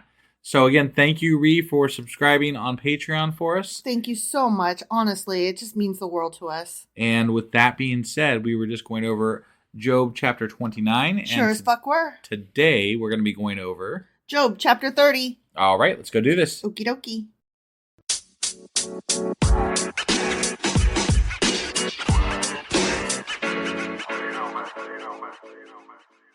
Okay, Job chapter 20. Okay. 30. I mean, there was a 0 in there. I've been having a hard time with numbers because I fucked this up yesterday too. So 30, chapter 30. Right. Okay. Job is still talking. Okay. Okay. So he's continuing his sentence. Got it. But. Right? Yeah. Now they mock me. Men younger than I, whose fathers I would have disdained to put with my sheepdogs. Oh. Damn. Man, who's judgy? Right? You're kind of an asshole. Of what use was the strength of their hands to me, since their vigor had gone from them? Haggard from want and hunger, they roamed the parched land in desolate wastelands at night. In the brush they gathered salt herbs, and their food was the root of the broom bush. Broom bush. Do you think they made brooms out of those? Did we? Yeah, that was a thing that happened already. Oh. And we were like, do brooms grow on trees? What was the answer? The branches are broom-like. Oh, okay. Yeah. All right. They were banished from human society, shouted at as if they were thieves. They were forced. They were forced. Jesus. Sorry, I'm having a hard time. Shut up. I'm still better than you. Yeah, that's why I don't do the reading. I know. So you don't get to make fun of me, asshole. But that's what I do. It is what you do, yeah, you're right. Yeah. They were forced to live in the dry stream beds, among the rocks and in holes in the ground. He's talking about these people that are making fun of him, right? Like these are the people that he would have like men younger than I. Yeah. Okay. Yeah. Right. These young boys are making fun of me. But apparently, like, they're calling me like, bald. These guys are the lowest of the low. They're pieces of shit, man. But these guys are making fun of me. Yeah. Like these guys. Yeah. That's kind of shitty. It really is. Like, wow, man. Like, you like yourself a little too well, sir. Yeah, you're kind of fucked up right now, and you're still judging them, and you obviously judged them before. Yeah, and it's like, just because you acted nice didn't mean your heart was nice, right? And God tried to tell us readers that you were an upright, blameless dude, but you the kind of truth seem a little bit judgy. You're an asshole. Yeah. In your heart, you're right. an asshole. Yeah. They brayed among the bushes and huddled in the undergrowth, a base and nameless brood. They were driven out of the land, and now those young men mock me in song. I have become a byword among them. Wow. They detest me and keep their distance. They do not hesitate to spit in my face. Wow. Now, how are they spitting in your face if they're keeping their distance? Yeah, I don't know.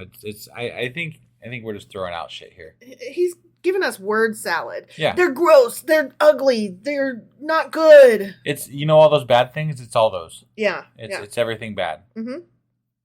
Now that God has unstrung my bow and afflicted me, they throw off restraint in my presence. On my right, the tribe attacks. They lay snares for my feet. They build their siege ramps against me. They break up my road. They succeed in destroying me. No one can help them, they say. They advance as through a gaping breach. Amid the ruins, they come rolling in. Got it. This is very poetically imagery stupid. Driven. Yeah. I mean, is this stuff really happening? Because, so think far, so. this whole fucking book so far, he's been talking to his fucking friends. Well, 3 guys who are friends with each other at the very least. Right. I don't know if they're his friends. But, this is an awful lot. When he's going over the bad shit that's happened to him, he's mentioning a lot of bad shit. Yeah. And I'm like, how much, when did this all happen? When did this all happen? Yeah. Terrors overwhelm me. Do they? My dignity is driven away as by the wind. My safety vanishes like a cloud. And now my life ebbs away. Days of suffering grip me. Night pierces my bones. My gnawing pains never rest. In his great power, God becomes like clothing to me. He binds me like the neck of my garment. He throws me into the mud, and I am reduced to dust and ashes. Yeah. I cry out to you, God, but you do not answer. I stand up, but you merely look at me. You turn on me ruthlessly. With the might of your hand, you attack me. You snatch me up and drive me before the wind. You toss me about in the storm. So he's back to saying, God is being so mean to me, but I'm not going to call him a dick, even though he's being a dick. Yeah. I know you will bring me down to death, to the place appointed for all the living. Surely no one lays a hand on a broken man when he cries for help in his distress. But he just said it. It's death happens to all the living. Mm-hmm. It's not unique to him in this moment. Right. It's just something that happens to everybody. Mm-hmm. And I don't understand why he's making it seem like his case is special and unique. Right. If death is coming for you, it comes for all of us. So It's not a surprise exactly. It's just that sucks for you. Well, I think he's mostly upset about what's happening to him while he's living, though. Sure. No, I get it. But he's also trying to not mock God and also be a judgmental fuck. And at the same time, I don't know, I'm liking him less as we're going along. Me too. And Me too. it Before he started talking about how awesome he is, I thought he was kind of cool. Yeah. Because he was standing up to God without being totally, shitty about it. He was like, this is bullshit. I didn't do anything to deserve this. He's kind of torn between multiple ideas. Yeah. But the multiple ideas are no longer forgivable. Right. They were forgivable earlier on when he was talking about, how he was feeling and stuff about the situation. But now he's not talking about how he's feeling. Now he's just he's talking about what's happening. And all those other people that are being mean to me, they suck. And how dare those dum-dums be mean to me? And it's ugh. Yeah. Maybe you deserve this a little bit more than you thought you did. But I'm not saying you deserved it, but I mean, Jesus. Yeah. Chill, dude. You're not making your case at this point. At least not to me. Right. Have I not wept for those in trouble? I mean, you were just judging them. I know. What? Has not my soul grieved for the poor? You were just calling them dogs and mongrels. Right. So I don't know. Yeah, this is what I'm saying. This is why I'm not liking this. I'm like, come on, dude. Your words did your heart? I don't know. You like to say you're a good, upstanding person, but the way you were talking about those people that are making fun of you now doesn't make me feel like you were as good as you think you were. Right. There's actions, but then there's your heart. And yeah, you walked the walk, but your heart did not talk the talk. Right. And, it's supposed to be both. It's supposed to be that you act good because your heart is good. Not you act good, but you harbor shitty thoughts and you're only acting good because you want to look good. Again, I don't know the exact outcome of Job. I don't. I have an idea of what it is, but I feel like we're supposed to think that Job is the ultimate upstanding human being, right? That's what I've been led to believe. And I'm not exactly seeing that right now. Me neither. And I'm not, again, I get it. He's had a lot of shit happen, but yeah, if you're saying these things about people, you're not as good as you think you are. right. So, I'm not saying that you deserve to have had your 10 children die. Right. No, definitely not. That's horrible. Right. I would never wish that on somebody. But I can think that and still think that you're kind of an asshole. Right. I'm sorry that happened to that asshole. Yeah. Is what I would say. You don't get to call people an asshole and then be like, but I love God. And then it's all, all Yeah. good. Like, what is that? I gave him some alms. What? Yet when I hoped for good, evil came. When I looked for light, then came darkness. Now he's acting like I was good. I'm owed good. Right. And that's not correct either, sir. Yeah. The churning inside me never stops. Days of suffering confront me. I go about blackened, but not by the sun. I stand up in the assembly and cry for help. I have become a brother of jackals, a companion of owls. My skin grows black and peels. My body burns with fever. My lyre is tuned to mourning, and my pipe to the sound of wailing. The end. I'm just like, okay. He's got it so bad. So bad. Yeah, he bewails his present affliction is what this is called. And yeah, he sure is, isn't he? Yeah. But it sounded less like he was bewailing his present affliction so much as he was bewailing other fuckfaces that he thinks should be suffering worse than him. Right. That's what I'm saying. Like, this is not a good chapter for Job, in my opinion. No, me neither, because basically he has admitted, I only do good acts because I think that that's what's expected of me, not because it's what's in my heart. Right. And also I have a little bit of vengeance in me because I think that other dick faces should be punished more than me. Right. And also, I'm so awesome. I'm owed great gifts. And it's like, then you did it for the wrong reason. Right.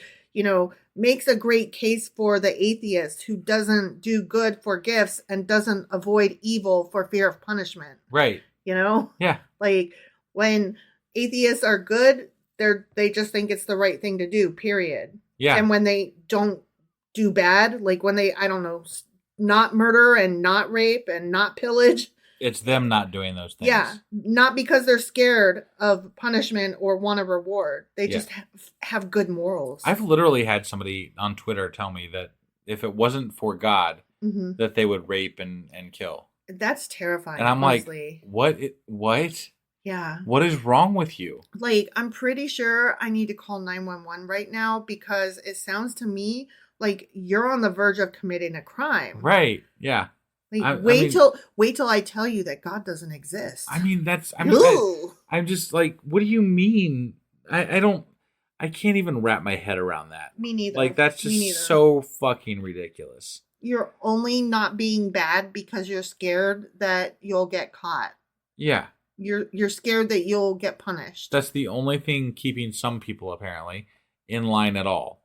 That's which is, I mean, if that's where you're at, if you're listening to this podcast and that's where you're at, just keep worshiping God. Yeah. Please. Honestly. Because holy shit. Yeah. I don't need you out here adding to the rapey murder scene. Yeah. No, definitely not. Ooh. Yeah. All right. Well, anyway, that was Job chapter 30. Sure as fuck was. And tomorrow is Saturday. So we will be doing Sacrilegious Book Club. Incorrect. Nuh-uh. Incorrect. We did a Patreon. Oh, no, you're right. Tomorrow is Q&A Saturday. And then Sunday is Sacrilegious Book Club. You're right. And then the weekly replay. Yep. And then on Monday, we'll be back with Job chapter 31. All right. We'll see you guys then. And husband is right, and he is smart, and I am dumb, and he is pretty, and I'm ugly. There. And we'll just end it right there. Yep.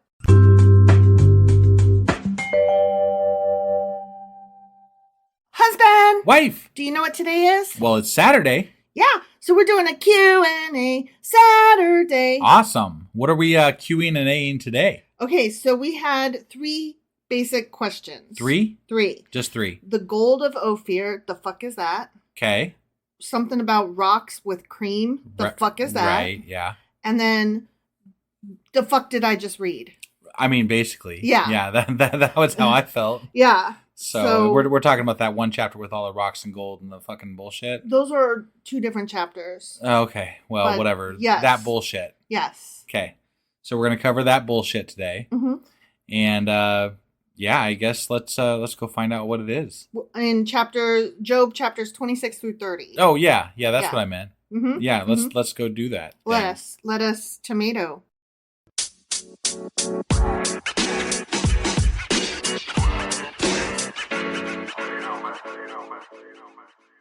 Okay, so in answering those first 2 questions, I thought we would go through each of the chapters a little bit like I did last time, just to give and that's what that was about. What were those first 2 questions again? The gold of Ophir and the rocks with the cream. Okay. Okay? Yeah. So I'll get to those when I get to those. Got it. Okay? Mm-hmm. So in chapter 26, we had Job's rebuke to his friends, his rejection of Bildad's arguments, and his praise for God's majestic power. Okay. Okay? Yep. And so that chapter basically contains Job's praise to God, emphasizing his belief in the big view of God controlling his world. So he's like, God is awesome and controls everything, although he can't understand how his suffering could possibly be part of God's good plan. Right. So it was that whole 2 dueling ideas that he was trying to convey. Yeah, and he's in for a big surprise if he ever finds out. Mm-hmm, mm-hmm.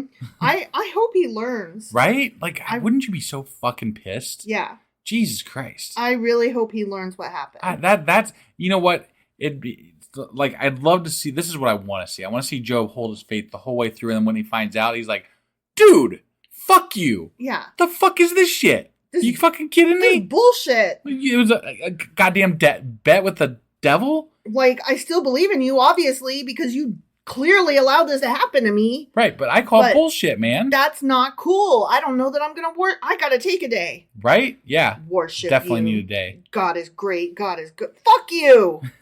Okay, so moving on. Chapter 27. Okay. Job again insists on his integrity. Remember, we commented on how he thinks he's awesome. Yeah. So he resumes his speech with a complaint that God's denial to him, that God's denial to provide him justice has greatly impacted him emotionally. He's like losing his mind. I mean, yeah, that's fair. And God has made his life bitter. Right. Which makes sense. Yeah. You know? Yeah. Because, like, not only did you do these things, which sucks enough, but now I'm being made to feel like I brought it on myself and you're not explaining it to me. Right. So that makes it even worse. Sure. And, you know, you've left me alone in my greatest hour of need. But I mean, I have to ask this too. Like, is there some expectation of God explaining things that are happening to people in this time and place?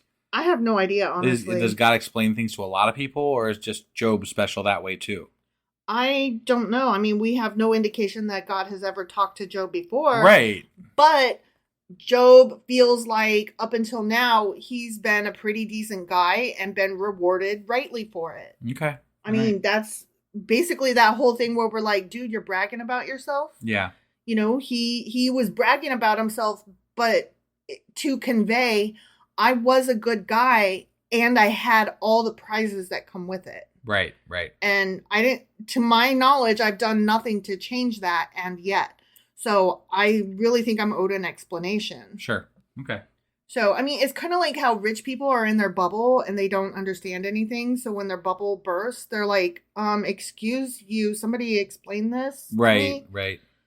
So Job claims a clear conscience, free of reproach, and he is still seeking God to vindicate his integrity and righteousness. So he wants God to confirm, yeah, you are a good guy. This just sucks, and here's the reason why. Right. So then in the same chapter, God accuses his friends of being among the wicked by going against him. So he's like, I'm not bad, you're bad. Job does, right? Yeah. Job is like, y'all are shitty friends, and if you're accusing me of all this, I'm pretty sure you're the ones that are bad. Right. And he states the future of the wicked. He explains where the wicked go, what happens to them. And according to Job, the wicked will eventually be driven out by God, although for a while they seemingly prosper and they'll be swept away without pity. Right. But you and I had a hard time with that chapter because it's like, but we all die. Yeah. You're saying they'll be swept away, but by that measure, we're all swept away. Yeah. So right. That was one of the chapters that we were like, I don't think we got the right message. This really didn't sum it up well for me. Right. Like, And really, Judaism is really vague on the whole afterlife thing. mm-hmm. Like, we kind of covered that in one of our things that we've gone over already. Yeah. But, like, they don't have a great idea of what follows exactly. I mean, there is an idea, but it came later, and it's not solidified. Yeah, the early forms of Judaism did not have a lot of need, I feel like, to know about the afterlife. Well, I feel like early religions were more functional. Like, worship the rain god or the crop god or whatever. Functional is a really good way of describing. They were very concerned about surviving the here and now. Right. And so the gods that they worshipped had to do with the here and now. Not what is my purpose, and not how was the earth formed and where do we come from, and not where are we going. You ain't got time for that immortality crap. Right. The before and after were not important. It was just the day-to-day bullshit. Yeah, yeah. And it's not until we had more leisure time. So one might say that irrigation and stopping this, what is it called when people like travel instead of remain on a farm? Nomadic, right.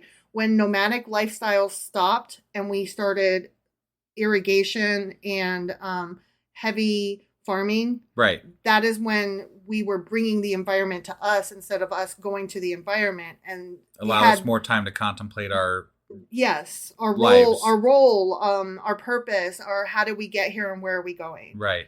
So it's just, was it a good thing? I don't know if it was or not, but I mean, as far as progress goes, we've made a lot of progress, but we're also ruining the planet. So, and some of us are just as stupid as ever. Yeah, definitely. So that's what I mean. Like, we've come so far, and yet. Right.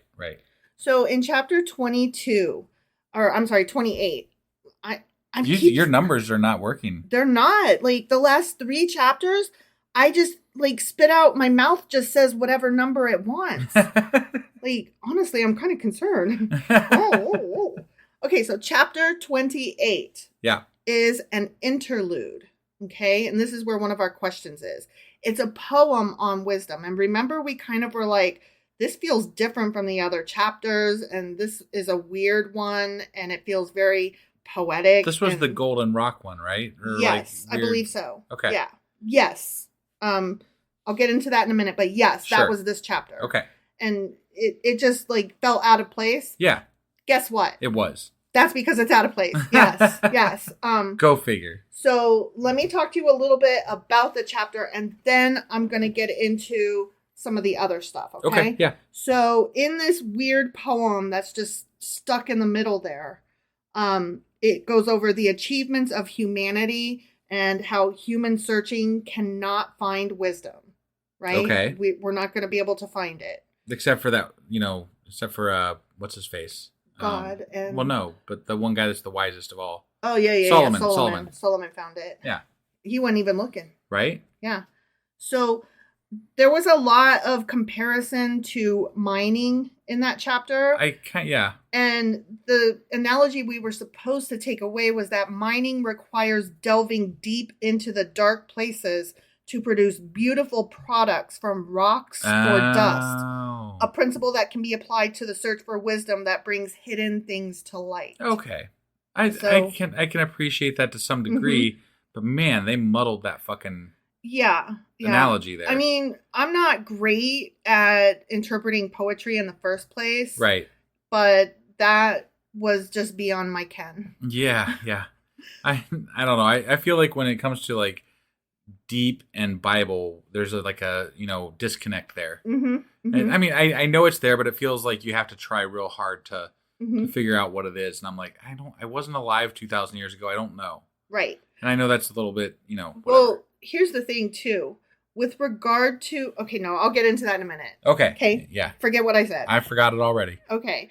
So the rest of this chapter, it covers humans cannot buy wisdom, and also they do not value it.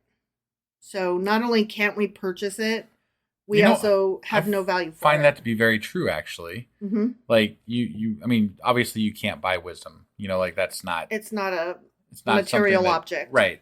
And I find that when you try to impart wisdom on other people, they are very they don't accept it.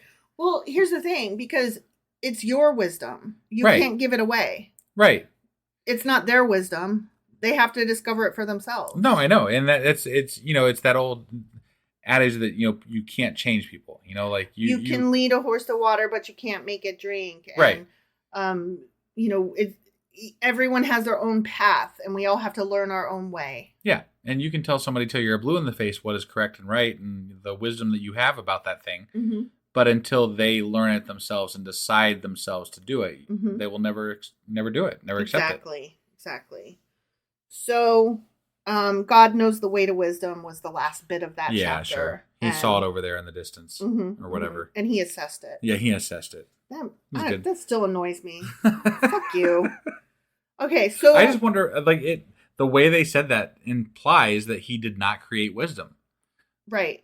Which kind of is an interesting thing to think about insofar as we're talking about the Bible. Mm-hmm. So very interesting. Yeah. I would like to get into that sometime, but I think that would be harder to quantify as a search. Right, but I feel like God wanted to take credit for how wise Solomon was because it was, he was God's dude, right? Right.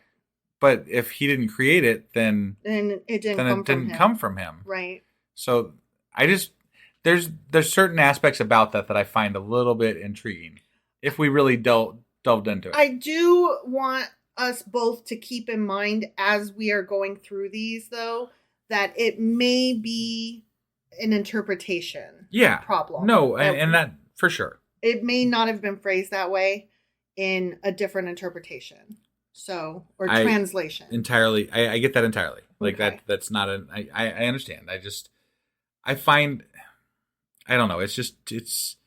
There's so much that I don't like about what religion has done to our society. Yes. That I find it hard not to nitpick it. No, totally. I totally agree. I just want to make sure that we keep in mind that there is enough to hate on, right? That we don't have to be nitpicky. Sure. And that seems to be, to me, one of those that it might be more difficult to find because it's just not really a fucking question that matters. Ultimately, yeah, exactly. So that I don't mean to poo-poo on your irritation or say your thoughts don't matter. That's not what I mean at all by that. No, I got you. Okay. I got you. Okay. There's more immediate things we can cover and more immediate, shitstorms that are in the Bible. So speaking of which, let's get into the gold of Ophir. Okay. What the fuck is gold of Ophir? No fucking clue. Okay. So Ophir was mentioned in Genesis chapter 10, which is the Table of Nations. So I don't know if you recall that it had that whole table that told all the different people who they were descended from, the tribes of Israel, et cetera, et cetera. Right. So Ophir in Genesis chapter 10 is said to be the name of one of the sons of Joktan. Okay. So I don't really remember Joktan that much, but he was one of them guys early on. One of those guys. Got it. So that's just a neat little aside. Yeah. But let's get into Ophir. Yeah. Okay? Okay. It's a port or region famous for its wealth. King Solomon received a shipment from Ophir every 3 years. Oh. And that was mentioned in 1 Kings chapter 10. Okay. Okay. Yeah. And I don't remember that it was Ophir, but I do remember that he received a shipment from somewhere. Right, I remember that as well. And his shipments consisted of gold, silver, sandalwood, pearls, ivory, apes, and peacocks. Got it. You remember that? Yeah. Well, I don't remember the peacocks and the apes, but I remember the gold and silver. See, I remember the peacock and the apes because I was like, he is having them animals shipped over there. That is crazy. So it was a city, and it was a very rich city. Got it. Okay. Yeah. And it was mentioned before. We just didn't pick it up because it wasn't described as that. Right. Okay. So listen to this. It's so interesting. In 1946, an inscribed pottery shard was found in modern day Tel Aviv, dating to the 8th century BC. And it bears in Paleo Hebrew script the text, Gold of Ophir 2/4 Beth Horon 30 shekels. Oh, wow. The find confirms that Ophir was indeed a place from which gold was fucking imported. Wow. How about that? That is really cool, actually. Okay, I've got an even better one. Ready? Yeah, I'm ready. In 1976, so this is the year after I was born. So this is in my fucking lifetime. The United States Department of Interior announced that a team formed by the United States Geological Survey, together with experts from Saudi Arabia, believes it has a fairly airtight case that Ma'ad ad-Dahab, or the Cradle of Gold in Saudi Arabia, is the biblical Ophir. Oh, wow. Yeah. That's really neat. Yeah. Interesting. How about that? Yeah. It did exist, and it's probably a city in Saudi Arabia referred to as the Cradle of Gold. Very cool. Yeah. Very cool. Yeah. So I just, that kind of shook me a little. Yeah. But there were questions about where the city was located, and they were suggesting various places like Africa, various places like India, but in 1976, they pretty much settled on Saudi Arabia. Gotcha. Yeah. So, I wanted to say another thing about this poem. Okay. That is just like here randomly. Yeah. There's some arguments that the same person that wrote Job, if it was Job himself, did not write this chapter. Got it. So it's just like an ill-placed thing. Mm-hmm. Or not ill-placed, but like a... Yeah. And it is ill-placed. They shunted it in there. Yes. You know? Some people, or some Bibles, I should say, place it at the end of Job, and some say that it's not biblically accurate at all, and they remove it. Oh, interesting. Yeah. Okay. So there's a lot of controversy over this chapter. Got it. Which I found very interesting. Yeah. And I was not expecting that. But I do like that you and I were like, this chapter is weird. I mean, it is weird. And it is. Right. So we were on the right track. Yeah. We're dum-dums, but we're not complete and utter dum-dums. Good on us. Yes. I guess. So let's go back to our chapter, though, and finish it out. Chapter 28, we're still on. Okay. So only God knows the location and nature of wisdom. And he also makes it known to others. Okay. Okay. So, yay. So, further on in the ending of chapter 28, the fear of God and wisdom. The entire refrain of this poem asks the question, where shall wisdom be found? And then the closing statement apparently gives the answer, which is the fear of the Lord. That is wisdom. Which we called bullshit. We did. We did call it that. Yeah. And I still call bullshit. Mm-hmm. Because that's crap. No, totally agree. And then just to reiterate, since the tone of Job 28 is calm by comparison to the other ones where he's like in anguish. Yeah. And he's like so insulting or just pulling his hair out and ripping his sackcloth or what the fuck ever. Yeah. There is debate about whether Job is really the speaker of the whole chapter. And another thing that I didn't write down, but I recall reading is that also the phrasing of it, which this might bore you to tears, but of course, as a writer, I just was like, whoa, that's interesting. A lot of the other chapters had like a third party outside the narrative saying, and Job continued. Right at the beginning of the chapter when it went from Job talking in one chapter to Job talking in the next chapter. Sure. Right? But this poem does not do that. It just starts in the middle of just nowhere. The rest of it, yeah. Yeah. So that's that whole like Grammarly, keeping track of the way you write and keeping it the same from chapter to chapter. And, when there's a difference, it's not that they fucked up so much as that it probably is out of place. Right. So the next part is Job's summing shit up. Okay. And that actually goes from chapter 29 all the way through chapter 31, which we haven't read yet. Okay. All right. Yep. But in chapter 29, this whole part is framed by Job's longing for a restored relationship with God. Yeah. So again, he's like so back and forth. He's like, this sucks. God sucks. I demand an answer. Oh, you're awesome, though. It's so wish-washy. It's giving me fucking whiplash, Yeah. So the first part of chapter 29, right? He's going over his former blessings, and it's a description of Job's relationship with God and his family and personal circumstances prior to all this happening. Okay. And it's his friendship with God that Job desperately misses. Right. Okay. So in that bit, that's when we talk about the rock poured out cream. Yeah. So that was just like... I thought the rock poured out olive oil. No, there was cream. Yeah, the streets were covered in cream, and then the rocks poured out olive oil. Yeah, you're right. I'm sorry.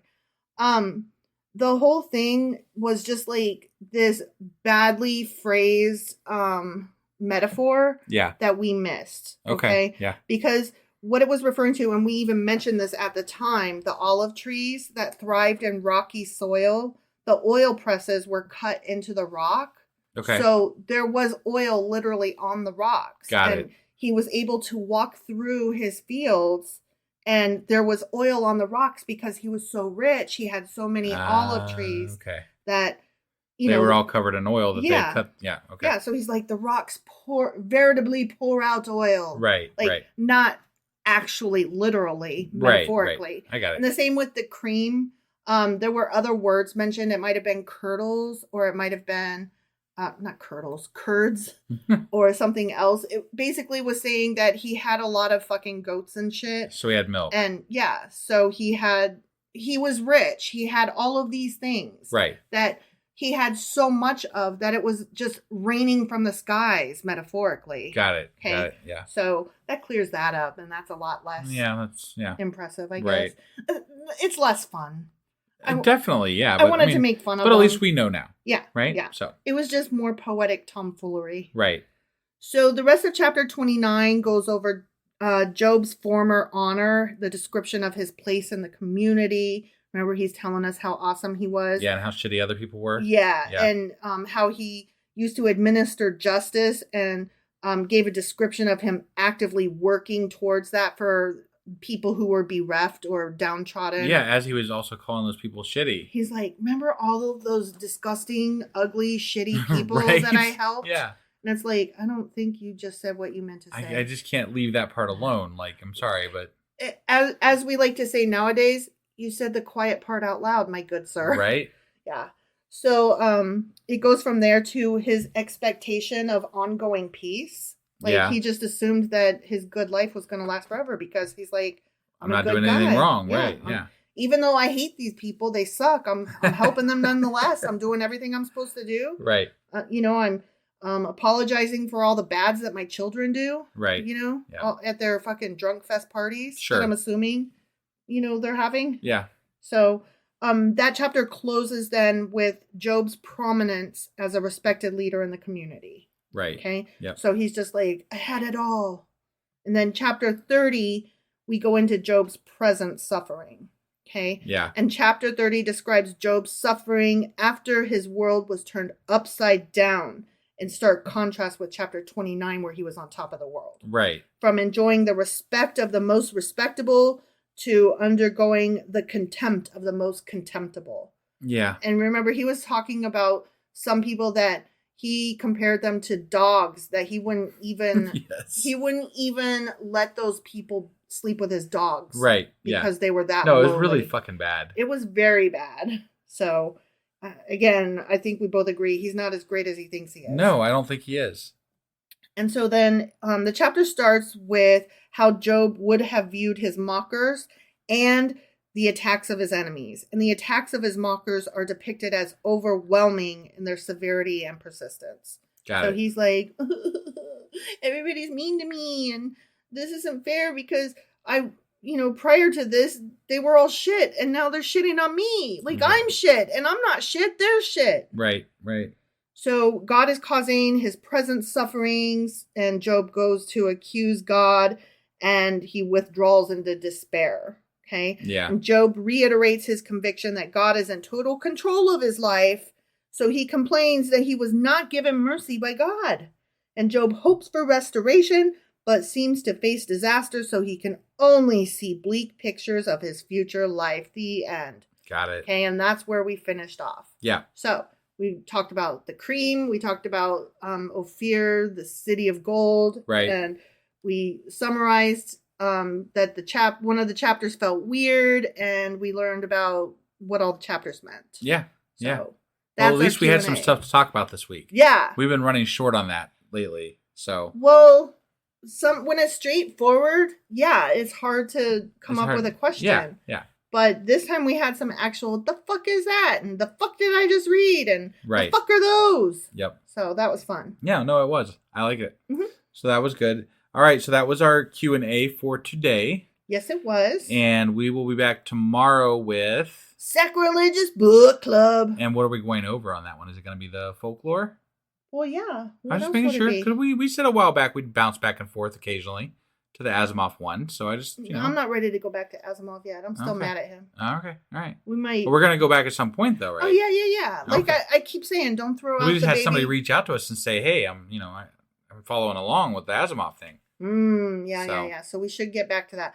Don't throw out the baby with the bathwater. I know. Right. We will get back to Asimov. I'm Okay. just not there yet. All right. Let me get to a better stopping point in this Jewish folklore. Okay. Okay. All right. So that's what we're reading tomorrow. Yep. And then I'll get out our weekly replay tomorrow. And then we'll be back on Monday with Job chapter 31. All right. We'll see you guys then. Yep. Bye.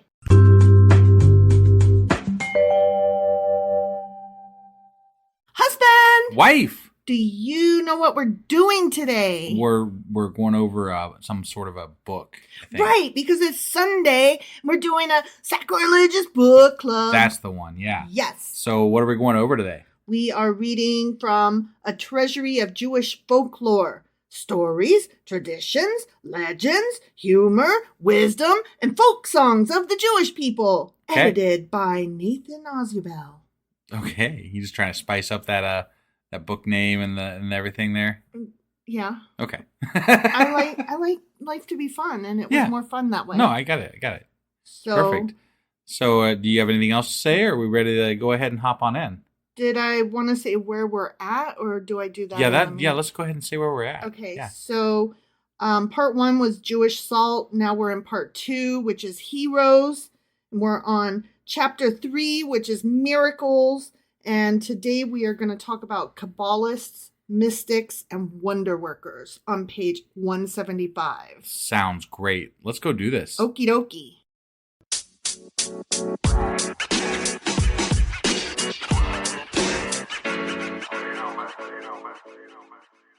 Okay, so we are in chapter 3, Miracles.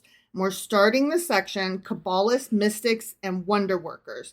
So we're going to start that on page 175 with the introduction to that, which I was very grateful for because I don't really know what Kabbalists are. Okay. Do you? Not exactly. I mean, seems like they're mystical, magical things. I mean, is that based on the fact that it's lumped in with mystics and wonder workers? That's just like, that's how I view that word. Okay. I just don't know exactly what it means. Okay. Well, you happen to be correctish. Oh, so, I'm glad I'm correctish. Yeah. See, and I just thought something religion, blah, blah, blah, and that's all I kind of even sort of knew. I always think of I think of them as like the people around like where they're sacrificing a child or something like that, and like there's some like fire in the middle and like masks being worn. Okay. And okay. that's just my image of that. Okay. So. I'm following you. Yeah. Okay. You know what I'm saying, right? So this is a fairly lengthy intro, but it's really interesting, and because it has so much information in it, I'm going to read several excerpts from it. Okay. And just jump in any time you were like, whoa, or have a question. Because I wouldn't anyway? Well, yeah, Okay. You would. I'm just reminding you that it's okay to do that. Oh, thank you for that reminder. Fuck off. Okay, so beginning with the Talmudic era, there crept into Jewish thought a persistently mystical and life-denying element. Okay? Okay. And then it talks a little bit about that stuff, and it's the shadowy world of Kabbalah. Okay? And then it says, but what is Kabbalah?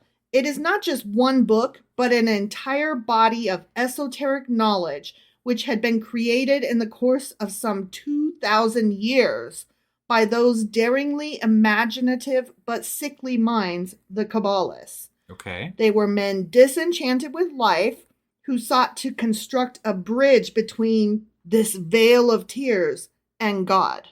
Okay. Ah, okay. They were very God intoxicated, and they were religious to the point of ridiculousness, to where like they lived their whole lives trying to feel God and find God and seek God. Got it. Okay. Got it. Yeah. To find God, the Kabbalists renounced the world with all its snares of the senses. They substituted intuition for reason, spirit for flesh, the hidden for the visible, and the unknown for the known. Got it. It sounds a lot like your MAGA Christians. I was going to say. Just saying. Yeah. And that's a really fair comparison, I think, because Right. these people are like cuckoo beans. Yeah. Okay. And we'll get into a little bit later why Kabbalists and Kabbalism became so easily accepted, adopted. Okay. Okay. Well, I think anytime you're talking about intuition, right? Like intuition is a very sexy thing. It is. You know, like it's. But there's a historical reason why it was so easily accepted and adopted. Got it. Okay. That's what I meant. I got you. You know, when the stars align and things are just right for kind of like Trump stumbled into the perfect moment for racism to rear its ugly head and come back alive, you know? Sure. Not that it was ever dead, but it was sleeping under the carpet. Right. And we could sweep a lot of it under the carpet and pretend it wasn't there. I mean, as long as you weren't a person of brown or black skin, of course. Right. You knew it was still there, but right. The rest of us could kind of just like, what? Well, we elected a black president. Yeah, exactly. Yeah. So, and I'm counting myself in that. I knew that racism was a thing still, but I didn't know to what extent and what degree. And I bear some responsibility for that, obviously. It's funny. I think at the time that Obama was in office, I was actually immersed in, not that I've always known that racism is present and prevalent in our country, right? But I was in the midst of working as a store manager at a Dollar General at the time. Mm-hmm. And it was in a really predominantly black area, wasn't it? Well, it was in a predominantly poor area that was very heavily black, not completely, but it opened my eyes to a lot of what it meant to be the people living in that community, you know? And they're not bad people. They're just hard on their luck and shit on. Yeah. I mean, there's as many bad people there as there's bad people in rich communities, you know? Like, it's just, it's a different type of life. The difference being that the cops are not running around harassing the rich people. Yeah. Whereas you said that there was one girl who was constantly late to work because she was always getting pulled over.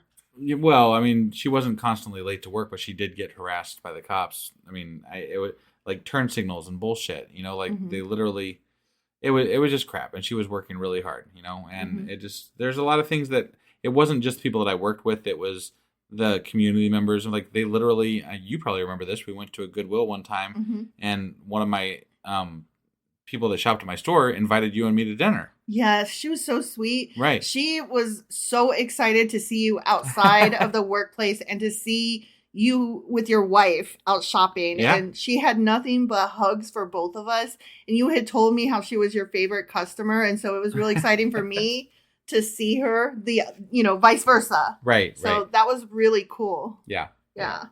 So, okay, let's get back into Kabbalah, sorry, though. I went off track. No, that's okay. We were dissing the MAGA crowd. There's always room for that in my life. Definitely.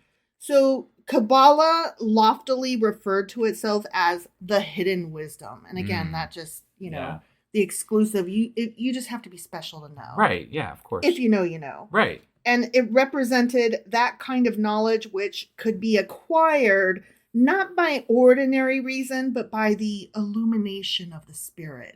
Again, if you would just open your mind, but keep it closed at the same time. Right. Yeah. Then you'll find this. The history of the Kabbalah winds along a complicated and uncertain course.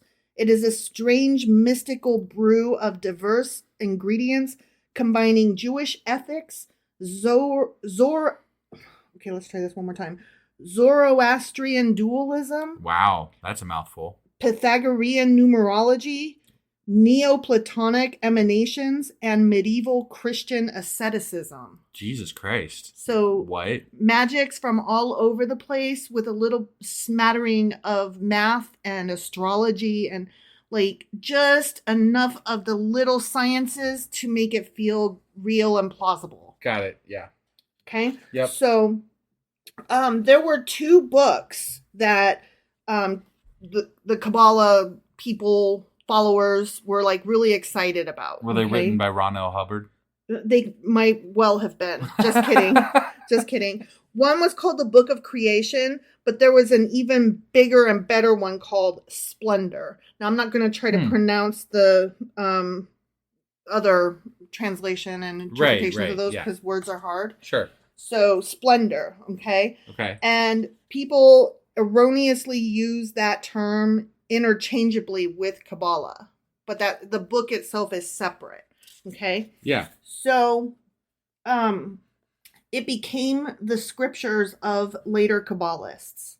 Okay. Yeah. And next to the Bible itself, it was revered above all other Jewish works by its devotees and by awestruck, superstitious folk. Interesting. Right? God damn it! There's another fucking rabbit hole here. I know. Like, I know. What? Zoroastrian. Is that what you're looking up? I'm like looking at these books exist and stuff, and I'm like, yeah, I think we could probably find some good shit here. Yeah. Yeah. Just because. So. Yeah. I'm. Wow. We're never. This podcast will go on forever. Yeah. Because there's never going to be an end to it. Ever. I mean, I told you, like, I had read all of this stuff today, and it took me like 4 or 5 hours to get through all of this. Yeah. To figure out which bits I wanted to leave out. Right. Because there's so much. Yeah. So, I apologize for the things I have left out, and if it's not coming together well, it's my fault, not the fault of the book.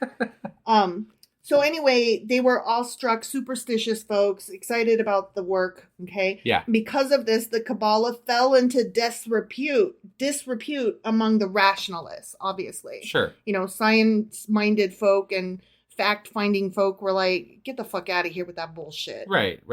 This explains the popular misconceptions of the Kabbalah, usually based on inadequate knowledge, as being nothing but a silly hodgepodge of numerological and alphabetical abracadabra, childish beliefs, incantations, and various other kinds of mumbo-jumbo. Got it. Okay? Yeah. So, this book tries to, like, what I'm reading now tries to have it both ways. It's like using big words to describe where it borrowed from, and then it's like, but it wasn't mumbo-jumbo entirely. Right. And I'm like, but it was, though. Yeah. You know? Yeah. So although Jews lived in walled-in isolation in medieval times, they were exposed to the influences of the Christian and Islamic worlds about them.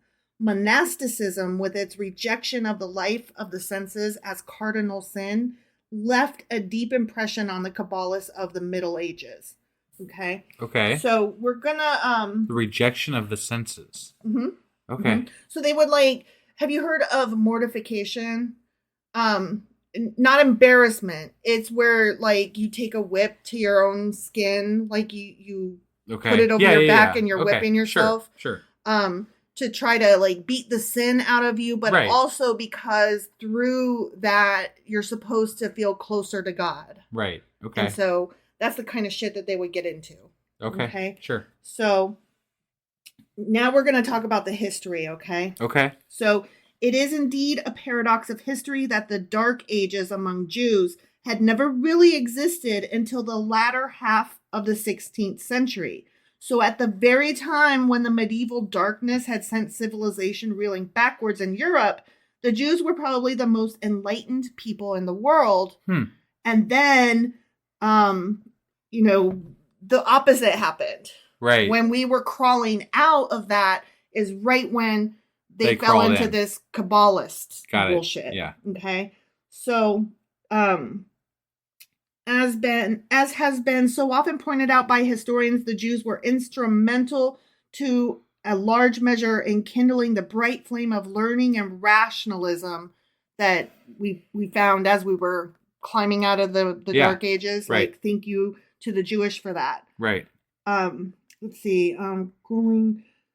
let's see, were deeply developing in science and arts. Then the Jews were yielding to the hammer blows of their enemies, and they were growing culturally weaker. Okay. Yep. And superstition, excessive piety, and delirious Kabbalist dreams proved excellent modes of escape from the unhappy reality of Jewish life. Gotcha. So they had a reason to start thinking along these lines of, magic. Right. Escapism. Yeah, yeah. In addition to harassment from death, hunger, epidemics, and persecution, the average Jew now had to endure the terror of a shadowy world haunted by unspeakable demons, specters, ghosts, and transmigrating souls. Okay. So that's what this brought to them. Now we're going to talk about this mystical sect of Kabbalism called Hasidism, which refers to the pious. Okay. Interesting. So there's the Hasidic Jews. I'm assuming that's. I'm pretty sure that's relevant. What it is. Yes. I'm pretty sure that's what that is. Okay. But before we talk about that, I want to go back a little bit and talk about remember what I was referring to, why Kabbalism was so easily adopted. Right. Yeah. Okay? Yeah. So the immediate and widespread success of Hasidism was due to a variety of historical reasons. Okay. Yep. 100 years before there had been the 30 Years' War, in which the Jews suffered more than any others, and from whose frightful ravages they never fully recovered. Okay? Mm-hmm. In 1648, two cataclysmic events occurred. The first took place during the Cossack uprising against Polish rule, led by the hetman Bogdan Chmielewski. Oh, yeah? I'm sure I got that wrong. In the course of the struggle, terrible barbarities were perpetrated on the Jews. Some 300,000, or about half of the Jewish population in the Ukraine, were massacred. Damn. The terrors of the time greatly resembled those initiated against the Jews by the Nazis in our days. Wow. Okay? Yeah. So, then there was a Kabbalist called Zabadi Zevi. Okay? Mm-hmm. And he was this messianic guy that was like, the Messiah is coming, I'm the Messiah kind of thing. Sure. And that hysteria swept like a conflagration over all of European Jewry. Tens of thousands liquidated their worldly affairs and readied themselves for the end of days. Oh, wow. Yeah. Crazy stuff, right? Yeah, yeah. The result was the only one that could be expected under the circumstances: disillusionment. Right. The psychology complicated Zabadi Zevi, the guy that I was just talking about, after a series of exciting adventures, failed his followers in the end. He embraced Mohammedanism. Oh, so Muhammad, yes. Islam, yes. The Jews of the world were split wide apart over the issue, and the so-called Sabbatian controversy, which refers to him, Zabadi, Sabbatian, right, raged bitterly for more than 100 years. But the effect of this debacle on the Jewish masses was paralyzing. They grieved and sank into a deep apathy. Okay, so now we're going to talk about Hasidism. Okay, yeah. I wanted to, they put this a little bit out of order, I think. So I want to talk about why it was so accepted before we talk about what it is. Okay.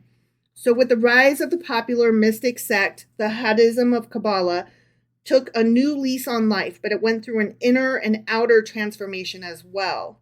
Rabbi Israel Baal Shem, and normally I don't recognize these guys' names. Right. I don't repeat them because they're not super duper relevant to what we're reading. Sure. But this guy, Rabbi Israel, he comes up in some of the stories that we're going to read. Okay. So it's important that we remember his name for future reference. Okay. Got it. Yeah. So Rabbi Israel, the founder of Hasidism, introduced the Kabbalah into his mystic cult, but without any of its forbidding austerities. He borrowed from it principally the ethical, the poetic, and the ecstatic elements. Okay. He was like a nature happy guy. Okay. Like he really liked the natural world, and he just took like all the happy bits. Sure. Okay. Yeah. So the legends of the Hasidism have a fascinating historical religion background, unique in all folk literature. Actually, the time span of their creation was less than 200 years, for the sect was founded shortly before the middle of the 18th century. Wow. That's so recent, right? Yeah. I mean, ish. Yeah. Comparatively speaking. Right. They are more than mere legends. They constitute a genuine body of devotional folk literature.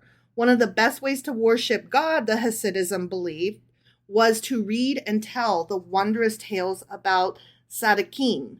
The singing of melodies and dance were also considered forms of worship which could serve as substitutes for Torah study. Okay? Okay. So now we're going to go back to where we were, skip ahead a little bit. And when the people were suffering, a lot of them lived in ghettos and they could barely read. And so they were just reciting their prayers by memory. By right. rote. Like they were just parroting what they heard. Sure. And they weren't feeling it. So that's another reason why this stuff felt good. Yeah. You know, it went with the feeling instead of the knowing. It brought participation in instead of, right. Yeah. It was therefore as if an answer to a universal need for a comforter that Baal Shem, Rabbi Israel, appeared. He went from town to town preaching an evangel of faith and joy. Okay? Yeah. So remember, this is the guy that I'm telling you to keep in your mind. Right. Okay? Yep. Laughter, song, and the dance, he said, were the highest forms of prayer. So he gave them permission to like not have to know the words to still be able to feel God in their lives. Right.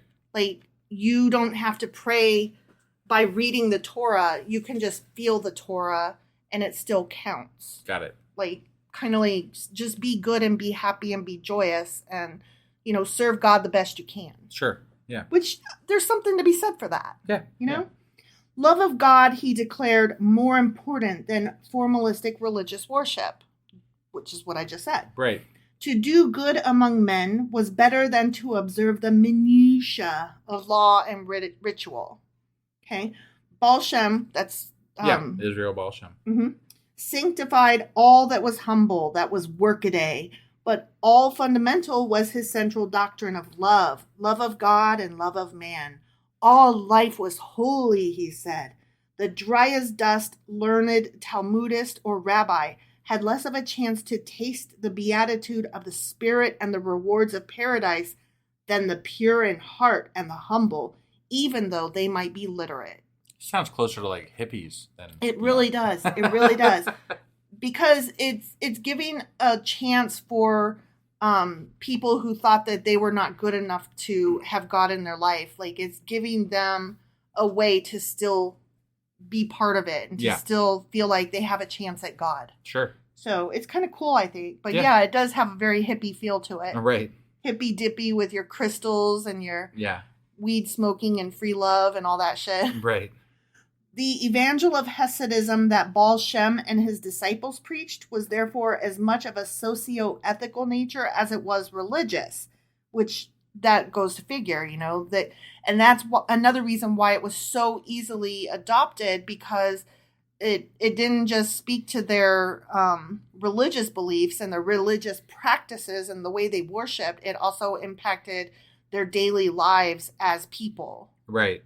So they adopted it as a society, not just as a religion. Right. Okay. It revitalized the Jewish spirit, revived hope, gave the people an affirmative philosophy of life that was warmly emotional, highly ethical, rich in earthiness, though very mystical.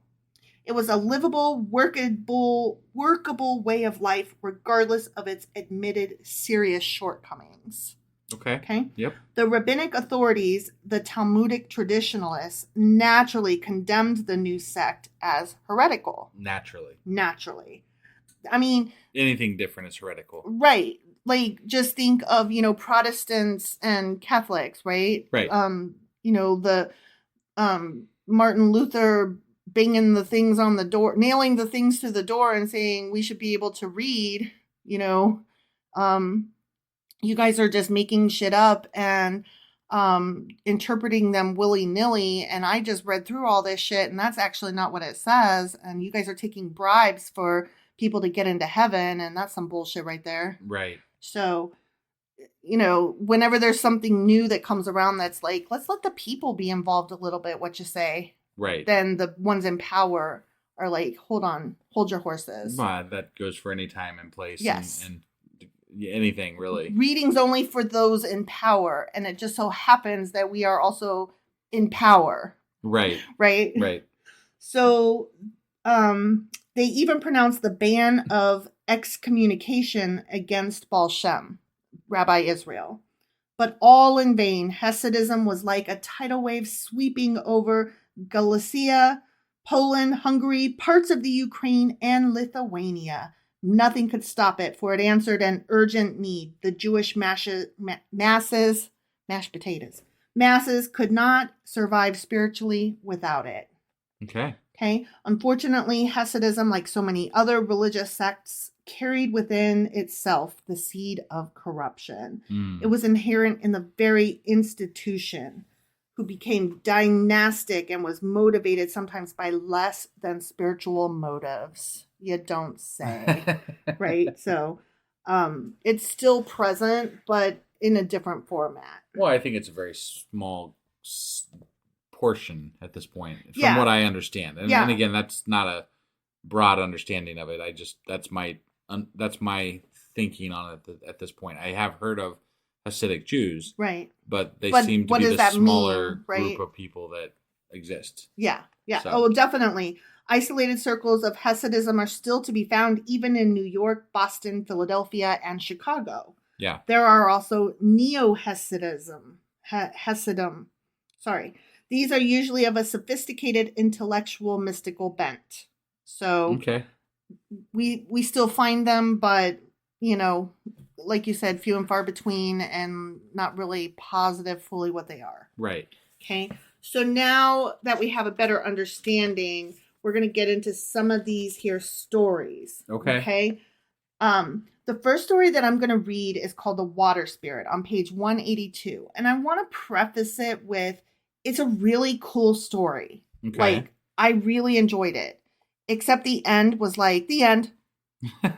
So I'm reading it because I enjoyed the story enough that I feel like it deserves sharing, even with the caveat that sorry about the ending being so abrupt. Sure. Okay.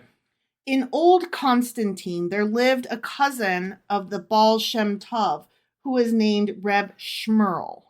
And Reb Shmuel was a sinner. I mean, couldn't you tell from his name? Right, yeah. Shmuel. Yeah. He committed one sin after another. What does it matter if I sin twice or sin 20 times, he said. At the end of the year, I take all my sins and drag them down to the edge of the water. I throw them into the lake, and that is the end of them. And for the new year, I'm a clean man. I mean, that's, yeah. I've wondered that myself about, the ability to wash sin away. So I'm going to interrupt here because there is a footnote, and I'm not going to read the whole footnote. I'm going to summarize it right quick. Okay. So apparently there is an old custom that people barely even remember why they do it.